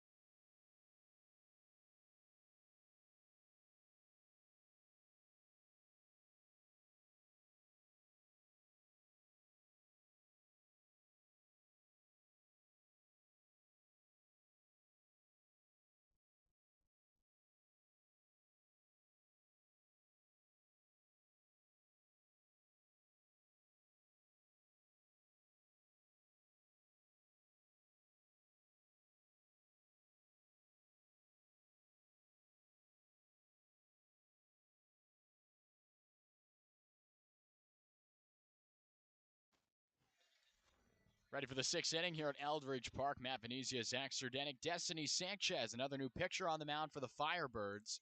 The Commodores saw Riley Frey last time, and Deuce Gorson took him deep, but his numbers are here with Zach. Yeah, they've been pretty solid overall. He's a 1-1 record, but an ERA at 5.40 kind of inflated. That it is, as we see a swinging miss from the new man in the lineup for Falmouth, Taylor McGregor. And that inflation came in his one loss. 2 innings pitched against Orleans, gave up 3 runs, all earned on 6 hits. Breaking ball there to Tyler McGregor, missing off the plate. 1-1. His last 2 outings, albeit only an inning combined between the two, but all hitless and a strikeout in each appearance. So he certainly has the abilities, despite the Gorson home run we saw in that effort that Falmouth was up 3-2. The following half inning, 2 runs put on by Orleans in the top of the 7th, and the Falmouth Commodores ended up losing 5-4 in that one. McGregor fouling this one off 1-2. The pitch on the way, slow slider, low and away to the big lefty of Falmouth, 2-2. He has success against left-handed hitters quite a bit, but there's a more balanced lineup for Falmouth than normal throughout this season. Big fly here to right field from McGregor. Camping underneath it is Trimble, one of several substitutions made by the Firebirds, and he makes the play out there and right, 1 away. Walker Yannick will step in, and Yannick, if you remember, he had that fielder's choice where the play was at the plate. Ended up allowing DeBarge to come in to score last time he stepped in. Started that run for Falmouth of 3 runs in that inning for the Doors. Came in the top of the 4th. First pitch here to Yannick off the plate, 1-0. Yannick's worked some good at bats. That's why they had him in the lineup against Hyannis as the DH when he wasn't catching. That one's in there for a strike, though. 1-1. His bat has certainly gotten going just a little bit. A lot of line drives from Yannick relatively of late. Nothing, though, to this point, just a fly out to center back in the first to end that inning for Falmouth. Checks his swing here. Ahead of it, 2-1. That's where you want to get ahead in the count here. Try and get something in the gap, run a little bit. A shake of the head from Frey out of the full wind and the pitch. Went fishing for that changeup down low, 2-2. Joe Redfield now joins us in the on-deck circle right in front of us, ready to step in there for Falmouth. Hoping that Yannick can be aboard for that at-bat. Will be a left-on-left matchup here with Frey working the full wind, 2-2. Swing and a miss. Goes back to the changeup down low. Yannick can't get it, and he's a strikeout victim for the first time tonight, 2 away. Yeah, really nice job there by Riley Frey. Find himself something that worked in that at-bat and not go away from it. Just continue to pound that spot. So now Joe Redfield will try to keep the inning alive for Falmouth. Was hit by a pitch, came around to score. That was a part of the craziness that allowed Keelan to reach on a throwing error from the shortstop, Farrow at the time. A very unconventional way to score 3 runs in an inning, but for a team in Falmouth that's struggling a little bit offensively, you'll take it. The 1-0. Check of the swing. Did he go? Yes, he did. It looks like the call being made behind the plate there from Federico De Jesus. And check that. He actually came out of the home plate stance pretty aggressively, decided to rule it a ball as Redfield swings at the 2-0, pops it on the infield. Blake calling for it, and he'll make the play. So despite falling behind 2-0 there, getting a nice result that benefits the pitcher. The Doors go down in order 1, 2, 3 in their half of the 6th, with the Firebirds bats coming up in the bottom half here on the Commodores Radio Network.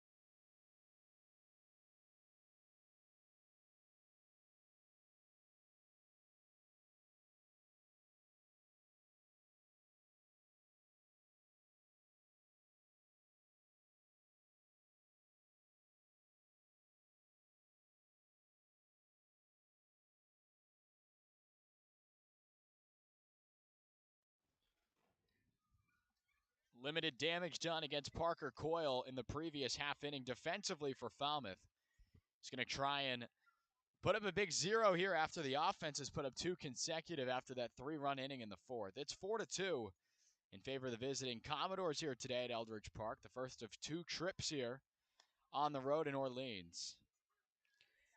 And the last 5 meetings between these teams have all been won by the road team. Road team won all of them last year, and then Orleans taking game 1 of the season series this year. A couple of home matchups coming up for the Commodores over the next several days after that stint on the road we had for you here. Chatham and Brewster over the next 2 days at Arnie Allen Diamond at the Gov. Then the Doors will head on to Spillane and see Wareham for the first time on the road, the 3rd overall matchup between those 2 West Division foes. And then Bourne and Kentuit continuing that homestand coming up within the West Division. So you'd like to take advantage of these out-of-conference games before welcoming your West Division friends. And they'll all be at Falmouth, so a big stretch for the Doors coming up over the next about week or so. Just trying to get things going as you move into the midway point of the season. And you really need to for a team in Falmouth right now, several points back from that playoff spot, the 4th spot in the division. Coyle here fires one, and it's sprayed foul in the box, making it 2-1. Kelly Nicholson is really playing the matchups right now. Yet another pinch hitter. He is. It's Eddie King in the box right now who has to go switch out his lumber, it looks like, or at least is adjusting something, maybe the rosin on his baseball bat. He comes back into the circle ready to go.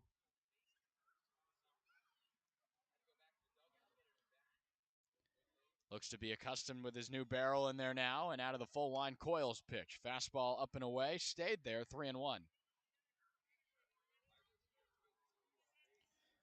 Henry Hunter awaits on deck. Coyle's offering. This one sharply on the ground, pulled foul along the third base line. And it's a full count. Good recovery there from Coyle. King has a lot of speed in that box. If he puts one on the ground, these infielders going to have to get it across quickly. The payoff offering sent straight back and foul off the netting in front of the press box here at Eldridge Park. 4 for 28 start on the year for King. Looking to start off this inning the right way for the Firebirds, trailing by 2. The pitch from Coyle. This one's roped down the line, laying out and making a play just before a dive. It's going to be Turley out there. A sharp line drive with a couple of steps. Turley with a loud first out recorded. Yeah, I mean, you got a pitch that King could hit, but finds a glove, and that's the best case scenario there for the Doors. Can't really ask to hit it much sharply than what King did right there, right on the screws. Had me stand up out of my seat here to just see where that ball was going to land. We're in an interesting spot here along the backstop as this one spiked in the dirt from Coyle, 1-0. Can't entirely see the left field corner, not really even the scoreboard as well in left here at Eldridge Park. So anything down the alleys and left, you might have us running along the baseline with our headsets on to give you the call. That one taken for a ball. 2-0 now to Hunter, the backstop. Takes a fastball right down the middle all day there to get Coyle back into the count. Couple of shakes on Yannick, comes set. The full wind offering the 2-1. This one's popped up in foul territory, it looks like. Hugging the left field line. DeBarge spinning around for it. And the play, we think, I can't really tell. It doesn't look like it was made. Again, as I say that we have a tough viewing point, it looks like that ball dropped. Hunter thought it was a double, and now a really late call from Alan Liberdani at third, our umpire, saying it was a foul ball. Yeah, that's tough. I mean, we hadn't really had any troubles here yet with what you did in the first half of this ball game, but my goodness, very late decision. We couldn't even see if that ball was fair, foul, or caught, or any of all the above.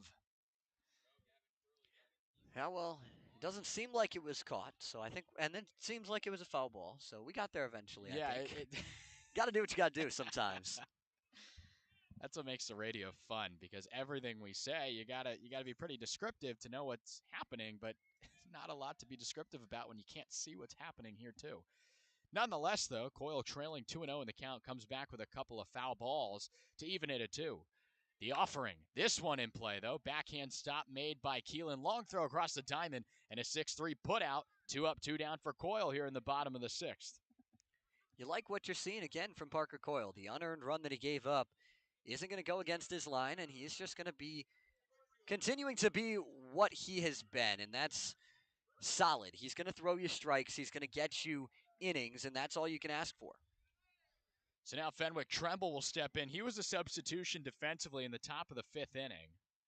He's now in the 9 hole. Came in for Drew Ferret, the shortstop.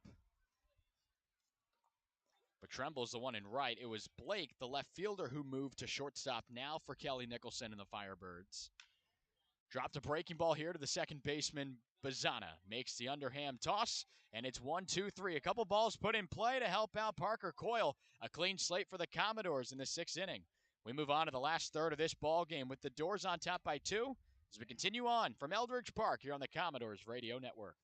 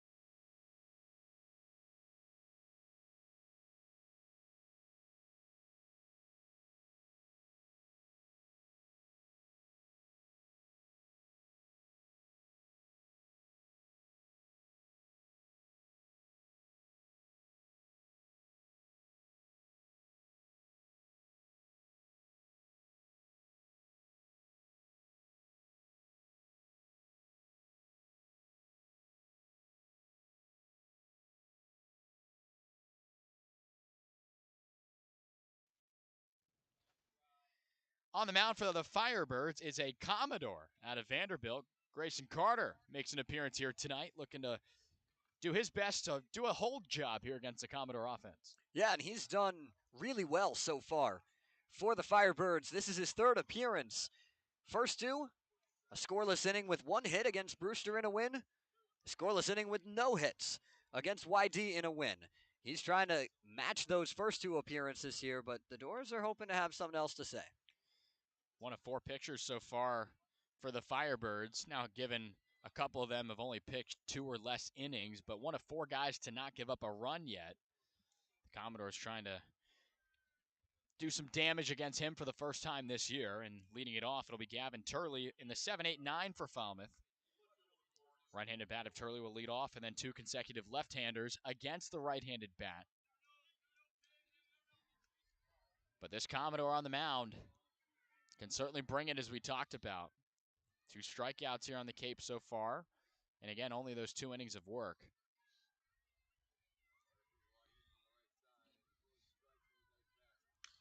First pitch swinging. Turley sends it screaming foul towards the middle school beyond the home plate area here at Eldridge Park. A lot of children gathered here today.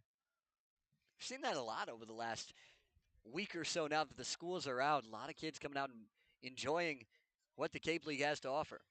Carter's pitch, a fastball up high, a headhunter. 1-1.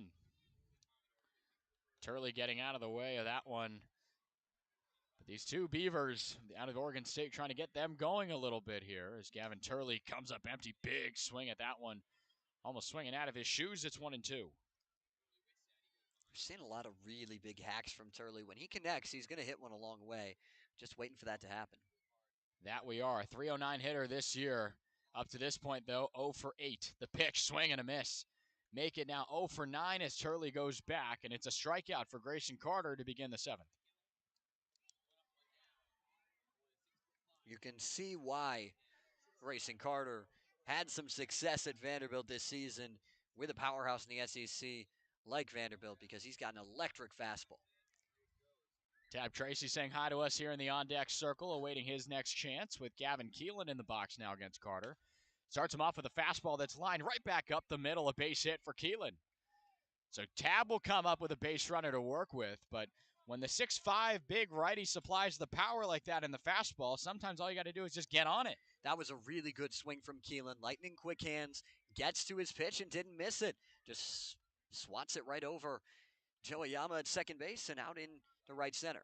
Hit number 10 on the year for Gavin Keelan, putting him up to a 250 average down there in the order for a guy who used to lead off. You can work with those numbers down there in the bottom half as Keelan's aboard for Falmouth now.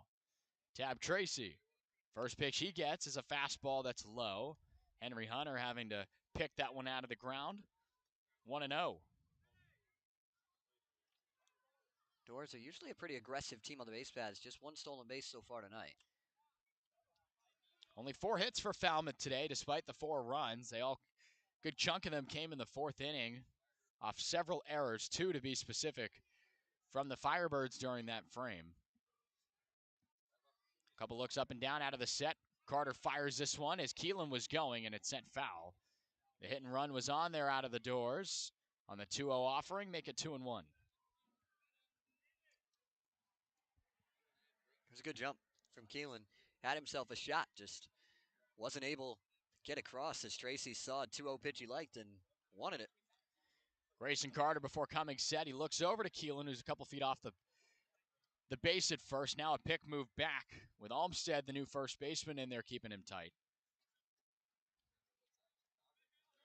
We'll see what other moves are on the bases for Falmouth tonight, with Keelan extending the primary lead.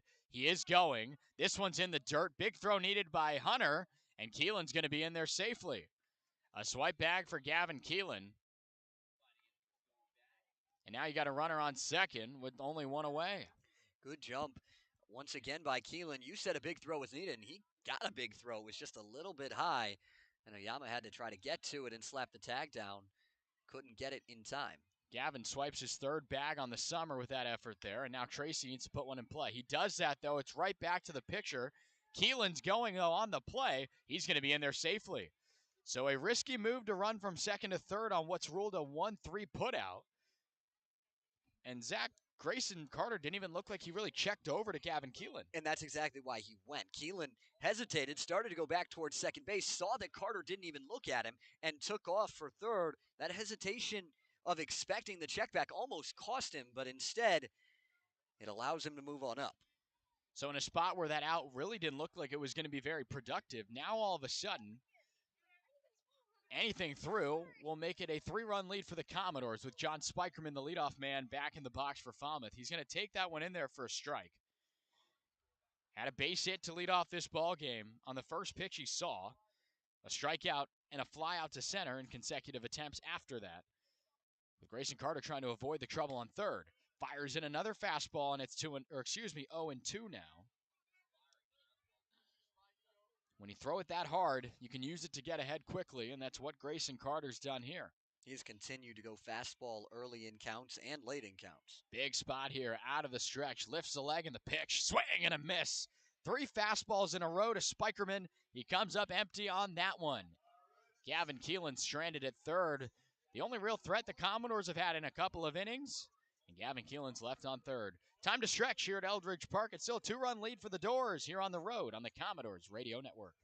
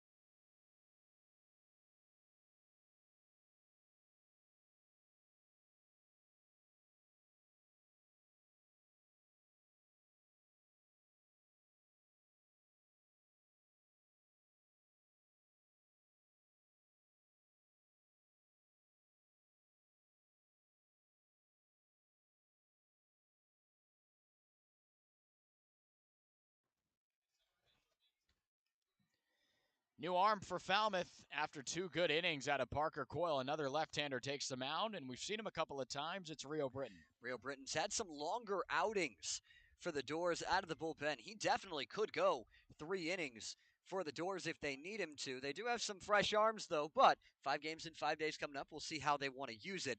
To this point with Falmouth, 6 innings pitched, 2 runs allowed, 4 walks, 6 strikeouts. His last appearance against Bourne, he gave up 2 of his runs, all 2 of them, with a couple of walks in that loss to the Braves. We'll see if he can straighten things out here against the Firebirds as he comes in the bottom of the 7th.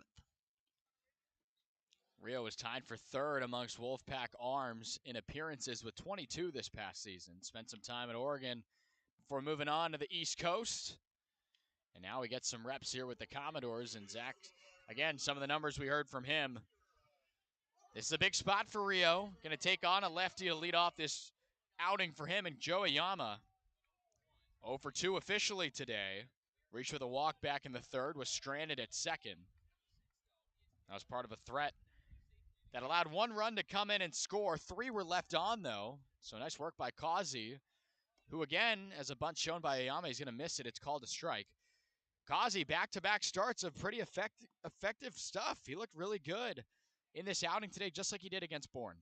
Yeah, he was able to find his way out of those jams, allowing just the 1 run. Even though he had the 4 walks, he's got to feel good about 4 innings of 1-run ball. Britton lifts the leg. This is a slow chopper on the ground. On the run, Bazana makes the play and in time. Needing a stretch there at first base, though, from McGregor. He does so successfully. And a ground ball out begins Britton's outing, 1 away. We've seen Bazana play a lot of different positions so far in the summer, but he's so smooth at second base. That's why he's been on the Pac-12 all-defensive team both of his 2 years at Oregon State. He just came in, looked comfortable, nice little sidearm throw to get the speedy Oyama. So this is Andy Blake. Base hit last time in the 5th. That was again a part of another inning where runs came in for Orleans. And they've come in bunches for the Firebirds so far. Between the 3rd, 4th, and 5th, they've stranded 7 runners. Every other inning since, and even before that, no runners stranded. Relatively quick work for Falmouth. But a good start here to avoid that kind of trouble here in this 7th inning. Fastball from Rio misses off the plate. Away from the right-handed bat of Blake, 1-1. Yeah, and those other 3 innings, all 1-2-3 innings. Certainly starting the one that you need to have that kind of an outing, though, with Britton even in the count 1-1. Pitch here, swing and a miss. Goes back to the hot stuff, does Britton inside of the righty, and it's 1-2.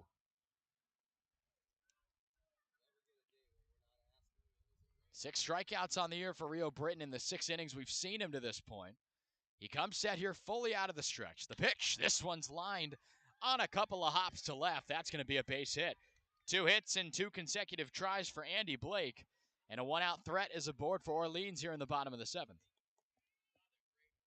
Yeah, the righty coming through against the lefty, and Britton trying to find his way back into this, and all of a sudden the tying runs at the plate for Orleans. A bloop and a blast when you're down by 2, and Eddie Micheletti comes in to do that. Left on left, he hits one on a line. The first pitch he sees could be done solo by Bazzana. Did he do it? Yes, he did. Wasn't able to turn 2, but a long, unassisted 4-3 there. Gets the trail runner. That's a tough play. It's a really tough play because he's coming across his body. He's got to think about going to second, and instead of trying to touch the bag and beat Blake, which would have been a tight play, he instead throws it across to get the sure out, even though it was a tougher play, but he gets Micheletti for out number 2. Micheletti. Looked like he hit that on the screws. I guess it just got slowed up on the infield grass. First pitch swinging again, on to DeBarge at 3rd. Long throw with time, needing a pick out of the ground from McGregor. And again, the 1-out base hit stranded by Falmouth. Couple of ground balls in the inning go way of the doors. A 0 put up again. That's 2 consecutive for the offense of Orleans. We move on to the 8th. It's still 4-2 Falmouth here on the Commodores Radio Network.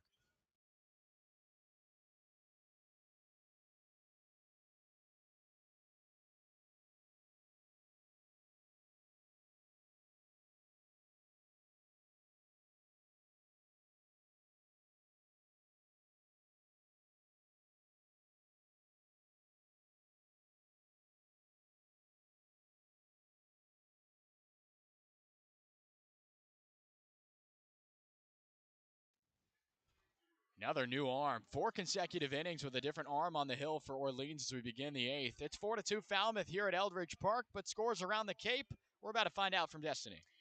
Thanks, Matt. The Cotuit Kettleers defeated the Brewster Whitecaps 7-5. The Bourne Braves lead the Chatham Anglers 8-1 at the top of the 7th. The YD Red Sox lead the Wareham Gatemen 5-4 on the top of the 7th. And the Harwich Mariners lead the Hyannis Harbor Hawks 3-1 in the top of the 7th. Thank you, Destiny. A couple of those matchups pretty important for the Commodores to keep tabs on, especially in this out-of-conference matchup where you can only really hope for help from other opponents, but really try to help yourself out in the race in the West. But the new arm out there for Orleans is Connor Eaton. Yeah, Connor Eaton coming in and just continuing that carousel of arms that you mentioned, Matt. Eaton out of George Mason. Had himself a decent year with the Patriots and had a good start to the summer so far for the Firebirds. To this point, no decisions yet. 2.7 ERA for him. This is his 5th appearance out of the bullpen, and all of them have been multi-inning appearances. Both runs he's given up were in one outing, and that was a 4-1 loss to YD back on the 19th. His last 2 appearances, both scoreless for the Firebirds. 10 strikeouts to 6 walks so far to this point in his Cape League season here on the summer. He'll go up against 2-3-4 of Falmouth. Travis Bazzana will lead off. Showing off some range over there at second base in that previous half inning. Well, now to try to back that up in the batter's box today. 0 for 3 today is Bazzana trying to see his bat get going. And he'll be the first man that Eaton will face. You mentioned being a George Mason Patriot right down the road from where I grew up in Fairfax, Virginia, now making his space up here in Orleans on the Cape. And he's going to have to face a tough part of this Falmouth order. Bazana, DeBarge, and McGregor have all had good swings tonight. A lot of good swings out of Bazana. Pretty deep fly ball out to center. Popped out, though, in his last one to Hunter Henry behind the plate. Trying to avoid that here and start the inning off the right way. Out of the full wind, Eaton set, and he goes. Bazana showing bunt. Had to pull it back on the run as it was approaching his head. He didn't do so in time, though, and it's a called strike behind the plate. Yeah, he tried to end up putting that one down the third base line as Orleans playing deep, but just wasn't able to get to it. Eaton rocks in the motion, the pitch. This is a fastball that he leaves up there, up and in, 1-1. Yeah, same pitch, same spot. Eaton trying to pound it up in the zone. Bazana's never going to be able to catch up to that one. So a good job to lay off it. The pitch on the way. Bazana lines this one into left center. That's going to get down and split the gap. Bazana's got wheels. He's rounding second. Big throw from King as Bazana goes back to first. He made it halfway around the bases there and then decided to go on back. It'll be a long base hit to lead off the ball game in this 8th inning. Good decision there and a nice job in the outfield there by King to get to it quickly because Bazana can fly, but he's just as dangerous over at first base as he is at second, especially if he's able to get going early in this at-bat against the Barge. The Commodores now picking up another hit right there. Up to 5 here in the ball game. Bazana jumping around there at first with Bazana on there at first. This is DeBarge now in the box. He sends one foul slicing away. A souvenir for the folks gathered on the hill. There is a good couple hundred fans here along the hill in right field. Coming set on the mound. Eaton lifts the leg and now picks off a move over to first.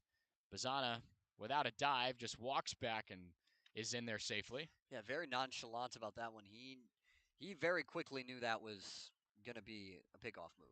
Kyle DeBarge now rocking the bat up and down aggressively as he waits the pitch. This is a breaking ball into the righty for a ball. Evening the count at 1. DeBarge has been one of the more consistent bats for Falmouth here of late. 9 for 35 to begin his time here. A late add to the roster. Pitch here on the inside. It's a fastball taken. A nice take. Moves the count to a hitter-friendly one. It's 2-1. We've seen DeBarge all over the infield for Falmouth, relatively on the left side. Today, he's at the hot corner at third. The pitch on the way. This one's chopped right up the middle. It's going to be an easy play. An unassisted 4 and the 3 in time. Double play. Yeah, it's a nice job by Oyama. That one just unfortunate for Falmouth. He fielded that standing on second base, so just quick field and throw. Very easy play there for Oyama at second, basically having the ball take him to the bag. Now we like to see there to lead off the ball game with that base hit from Bazana. So with nobody on, Tyler McGregor will step in. Has a base hit in his debut here with Falmouth. Watches the slider bend back in, left on left for a strike. It was a warm day today, but it's very much cooled off as it gets tonight with that wind gusting as well. The lift of the leg, another slider. This one's off the plate and away. Swung on and missed, nothing in 2. You mentioned the conditions. The sun has set on us here at Eldridge Park on the east side of the Cape, the most northeast part of the Cape League teams here on Cape Cod. The pitch here is a slider, the same one, but this time patient up there, left it 1-2. That sequence really good. Starts it with a strike, then throws it low and outside, gets McGregor to chase it because he was thinking about the strike on the last one. Here's the offering 1-2, fastball up and away, left it there for a ball 2-2. I like what I've seen from McGregor so far, working good ABs. Had some good swings. He struggled with the breaking ball a little bit. We'll see if they go back to it again here. Big spot to get out of the inning here. This is a slider bouncing away in the dirt. So from 0-2, we've seen a lot of breaking balls in that one fastball in the previous offering. And McGregor's worked it all the way back to full 3-2. Waiting on deck is Walker Yannick. Eaton, full wind, delivers. Fastball in. This one's on a line right to Oyama. He'll make the play. The Doors go down 1-2-3 with the help of a 4-3 unassisted double play. And another 0 put up for Falmouth. Trying to have the offense be enough to this point, those 4 runs. It'll come down to the pitching, though, trying to put up a pair of zeros before this one's over. We go to the bottom of the 8th. From Eldridge Park, it's 4-2 Falmouth here on the Commodores Radio Network.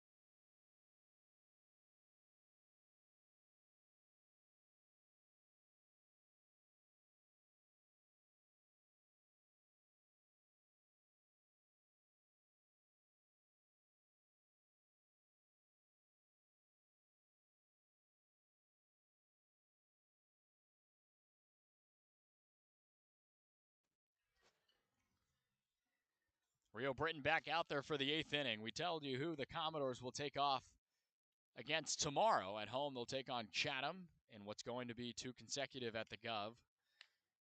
For these Firebirds, a home matchup with Falmouth today. They'll host YD tomorrow. Back to a divisional matchup before going on the road to take on the Bourne Braves. That's another cross-divisional matchup. The Firebirds sitting right in the middle of the East Division at 7-8. 2 games behind Harwich for that second spot, 2.5 behind YD. So they'll get a chance to gain some ground over there in a matter of moments here. But Falmouth right now in the basement of the West by several points. But you like this effort they put up. They fared pretty well so far against the East Division. Both wins, 2 of the 3 wins to this point of the year for Falmouth against Harwich and Brewster, residing in the East Division. Yeah, and they've done well when they've been able to pitch well, and that's the thing that you notice. All of those 3 wins have come with holding their opponents to 2 runs or less. So Rio Britton will take on Penny. First pitch offering, it's off the screen, foul.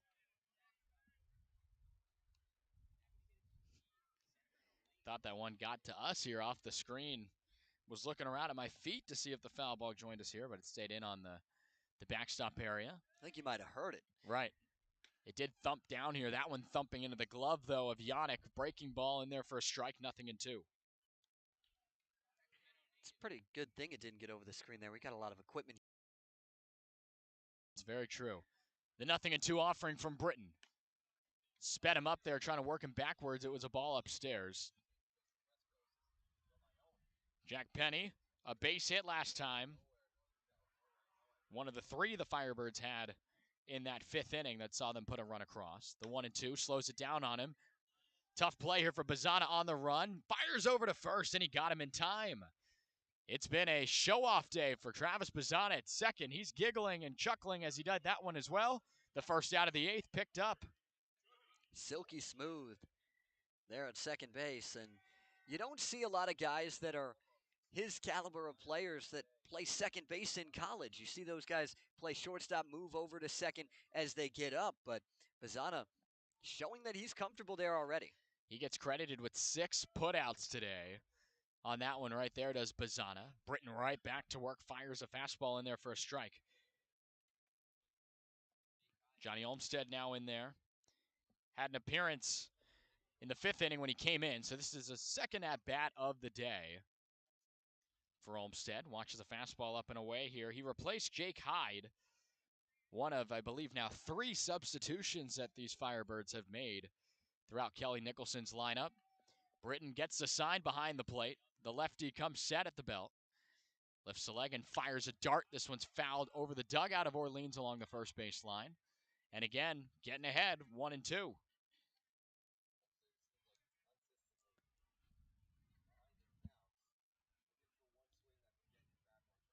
Olmstead went down on 3 pitches last time.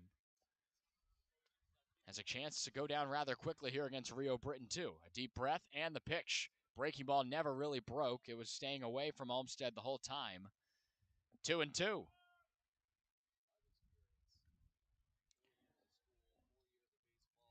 The wind continues to gustle here a little bit at Eldridge Park. Britton, the delivery on a line to Bazzana. Another put out for him over at second base. It's been a busy day for the Beaver over there.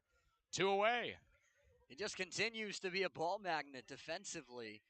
And that's what you like to see. You find the glove, and when you're someone as sure-handed as Bazzana, it's really nice when you get the ball hit to a guy like that again and again. The Firebirds are out hitting the Commodores 6-5, but they've had a couple barrels right at a couple of Commodores. Could have had more. They've hit the ball relatively well today despite trailing 4-2. One of those guys who did that last time was Eddie King. He lined out to left. Hit that ball pretty much right on the seams. And 2 of the 3 wins for Falmouth have come when being out-hit by their opponents. This one popped up into the night and right. The ball disappearing on us into the clouds, but not for the right fielder, Joe Redfield. He'll camp under to make the play. A needed 1-2-3 for Rio Britton, who looks pretty good here over his 2 innings of work today. Skipping his way back to the dugout are the Commodores, who head to the 9th up by 2 here on the Commodores Radio Network.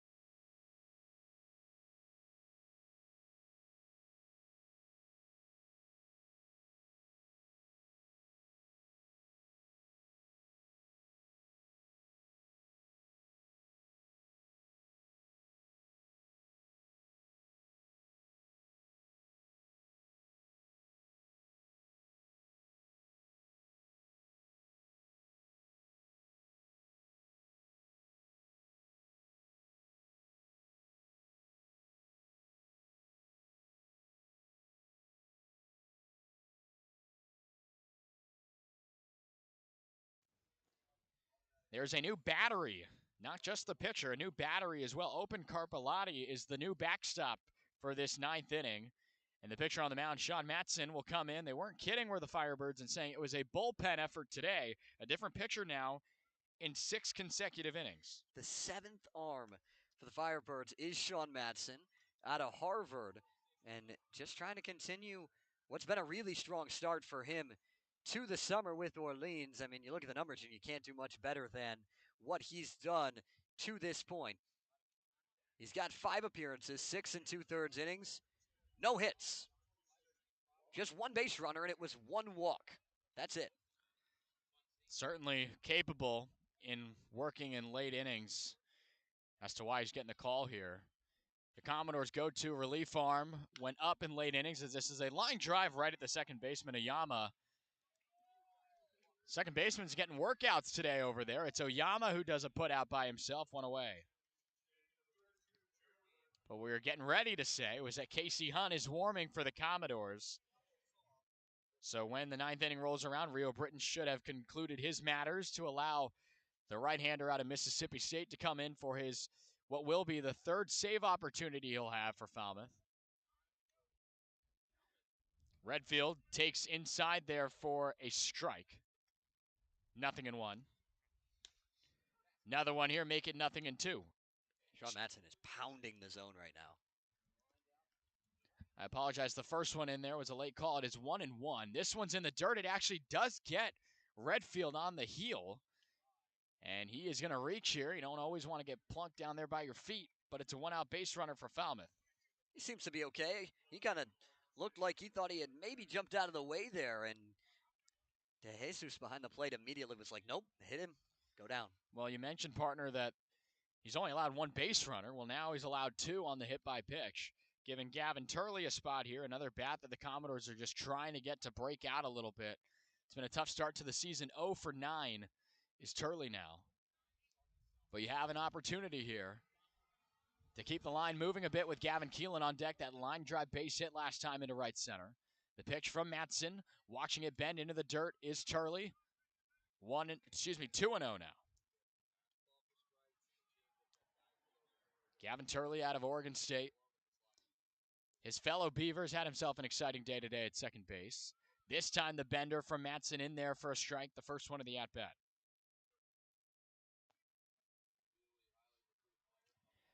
Matson working quickly, comes set on the mound. Now looks back over to first with Olmstead holding tight to Redfield, but Joe's back in there standing. Good speed at first. We've seen the Doors be aggressive. We'll see if they try to get something going. Turley watching that one as well. He thought that one was away from him. The fastball paints the outside black, 2-2. Matson battling back here in the count against Turley. Fires a breaking ball, and it's cut on and miss. Gavin Turley walks back slowly. Tough stretch for him, and with two gone now, it'll be Keelan. Gavin Keelan swung the bat well today. Has a line out, and he has a single, and that fielder's choice, but he has really had some good ABs. Going first pitch is Redfield from a knee. The throwdown is behind. Carpellotti made it close, but the speed of Redfield too strong there and too quick. So now a base hit could certainly bring in a huge insurance run for Falmouth here in the ninth. These are the type of spots that Falmouth has given itself over the last few games, but hasn't been able to convert on much. The pitch here, up in the air to left, giving chase is Micheletti. He'll make the play in left, and Gavin Keelan cannot quite bring in Redfield, and the two-run lead for Falmouth will have to do. It'll be Casey Hunt coming out to close this thing out in the bottom of the ninth. The Commodores on the verge of win number 4, but it'll come down to the big righty to do the job. 4-2 Falmouth here on the Commodores Radio Network.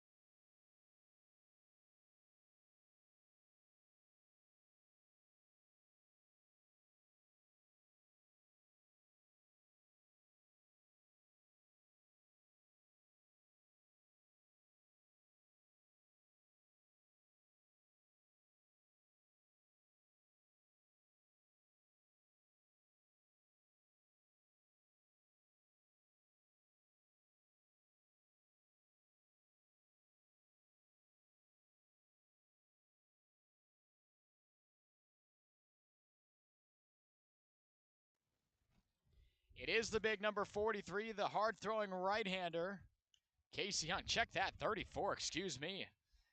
34 is Casey Hunt, I apologize. But it is Casey looking for save number 3 and to close the door for Falmouth here on the road at Eldridge. Yeah, and he's done that pretty well so far. He's made 3 appearances, Falmouth 3-0 in the games that he has pitched in. He got 2 saves and then a hold against Wareham in the blowout win where he went a couple innings, but he can go longer. He hasn't had a 1-inning appearance yet, and you got to think that's going to allow him to be even a little more amped up and a little more juice on that fastball that has been so electric. I mean, you think back to that first outing, Matt, a 9-out save, 7 of those coming by way of the strikeout. His last outing was a week ago, though, in the 12-2 win against Wareham. Not a save situation, obviously. Went 2 2/3. Gave up a run on 3 hits, struck out 3. So he is certainly fresh. Now, in summer ball, Zach, right? I mean, you're not necessarily, setting 1 through 9 lineups based on how guys are currently trending and bringing in certain arms in certain spots because you're balancing the juggling act of different college coaches wanting their guys to have certain innings and all that. So Casey is the unofficial closer. Is that accurate to kind of put that into terms? I would say so, yeah. Either Casey Hunt and Paul Bonzani, I think, are the two guys that have been that back-end go-to guy for Mike Landry.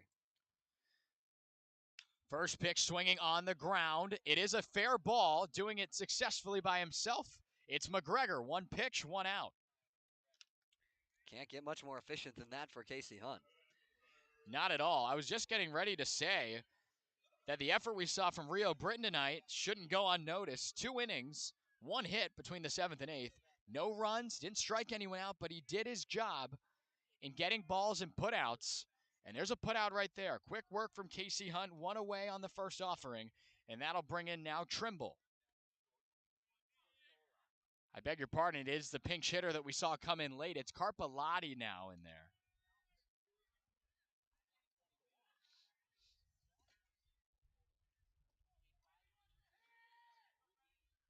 Just want to keep throwing strikes, get yourself ahead in the count. So it actually is Trimble now. Carpellotti's a previous. He gets on this one out to deep left. Couple looks at it for Turley. It's gone. Trimble got the pitch he wants. A no-doubter to left. Good thing no one was on. The 2-run lead is cut to 1.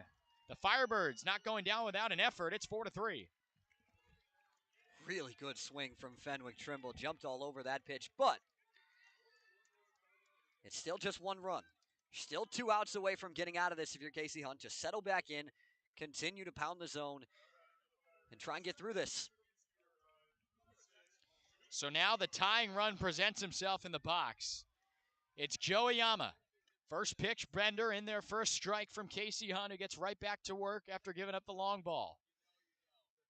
Every bit of offense Falmouth has had tonight with the help of some mistakes from Orleans certainly needed here as the lead's been cut to 1. Hunt another slider, a very wary and not too sure swing there for strike 2 from Ayama. It is 0-2 from KC now. Hunt out of the stretch with nobody on. Fires the 0-2. This one one-handed finish, rolled on the ground to second. Bazana's got time, and even with the speed of Ayama, he's gone. Couple of ground ball outs despite the home run, and the Commodores are 1 out away. It's going to be a tough out because Andy Blake has been swinging the bat well. Hits in his last 2 at-bats. Power on power type matchup here, though. This is what you come to the Cape League to see, and you see it all throughout every lineup. I mean, we saw it with Fenwick Trimble in the 9th spot in the last one, but you really want to see this matchup right here. It's the big righty in the box. Andy Blake, you mentioned the 2 consecutive base hits for him here. It won't be easy for Falmouth. First pitch slider into the righty. Missing, though, inside, 1-0.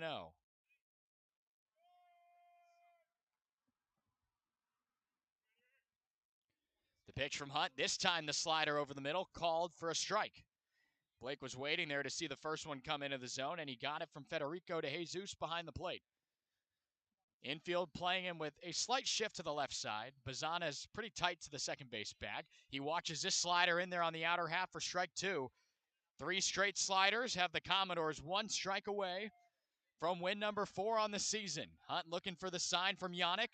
A quick shake of the head, yes, and he comes set at the belt. The pitch from Falmouth, swing and a miss. Slider in the dirt, and it's been a long time coming. But the Commodores halt the 5-game skid, and a win on the road at Eldridge is picked up by the Commodores, and KC Hunt does the job in earning the save. Outstanding job from Hunt to just forget about that solo shot he gave up, continue to bounce through, and do the job. The home run from Trimble was quite the scare, but a ground ball and a job by Hunt himself put the effort away. And it's been a long time coming, but the guys in the black jerseys tonight in victory formation with some high fives along the way, with the Falmouth Commodores improving to 4-10-2 on the season. Inching closer in the West Division, and when you have so much interleague action going on in the Cape League with only 10 teams, you got to take advantage when you're not matching up against your own in-division opponent, and the Commodores win it 4-3. We'll send it down to our third member, Destiny Sanchez, for a report after this gutsy effort by Falmouth tonight on the road. Thanks, Matt. There was some more spark from the Doors coming today in Orleans, in the batter's box, on the field, and in the base paths. Like you said, they took advantage of everything that came to them. Felt a sense of urgency from the squad tonight, and it's refreshing to come back from a 5-game losing streak, coming back from an off day. This was a well-needed win for the Commodores, and it's a good way to pick themselves up from the past few days. Well said, Destiny. And Zach, I'm going to get ready to tell you this. The Commodores needed every bit of offense/opportunity they got from Orleans tonight. The Doors only stranded 4 base runners today. They didn't come all that often, but that 3-run 4th inning absolutely was every bit minimum that Commodores needed today to get the win. It was, and at the end of the day, this is the type of game that you need to win to get feeling better about yourself, because you didn't hit well today. You got out hit, and all 4 runs you scored were unearned. But at the end of the day, you come back with a win, and that's what's going to matter. Casey Hunt picks up save number 3. Because the starter in Causey didn't go 5 innings, it comes down to the most effective relief arm. And I got to be honest, I don't know if I could tell you that right now on the spot, Zach, because between Rio and Parker Coyle, I mean, everyone after Causey pitched so well today. Yeah, I think it's going to probably be Rio Britton, but it wouldn't surprise me if it was Parker Coyle either. A tremendous job by the Falmouth Commodores to end a 5-game skid. They've done well against the East Division, the juggernaut division really, in this Cape League. But hey, they picked up 3 of their 4 wins against the guys in the East Division. No different tonight against Orleans. The season set with the Firebirds now stands 1-1. And the Falmouth Commodores use the off day to recoup and regather. And again, Zach, it wasn't a perfect effort by any means. But you take them when you get them. And a big one here tonight going into tomorrow's matchup at home against Chatham. Just continuing to try and build momentum. We talked earlier about Orleans sparking their little hot streak with a win over Falmouth last week. The Commodores trying to return the favor here and spark a hot streak of their own. Hot streak needed, partner, now at 4-10-2. A lot of work to do up the ladder, but a foot in the right direction, no doubt tonight. The Commodores get out hit, but that doesn't matter. A 4-3 win on the road here at Eldridge Park in Orleans, Massachusetts. We're happy that you joined us for the effort. For Destiny Sanchez reports throughout the game, for Zach Surdenik, my play-by-play partner, I've been Matt Venezia saying so long on the road, and we'll see you tomorrow at the Gov when the Commodores take on the Anglers of Chatham. We will see you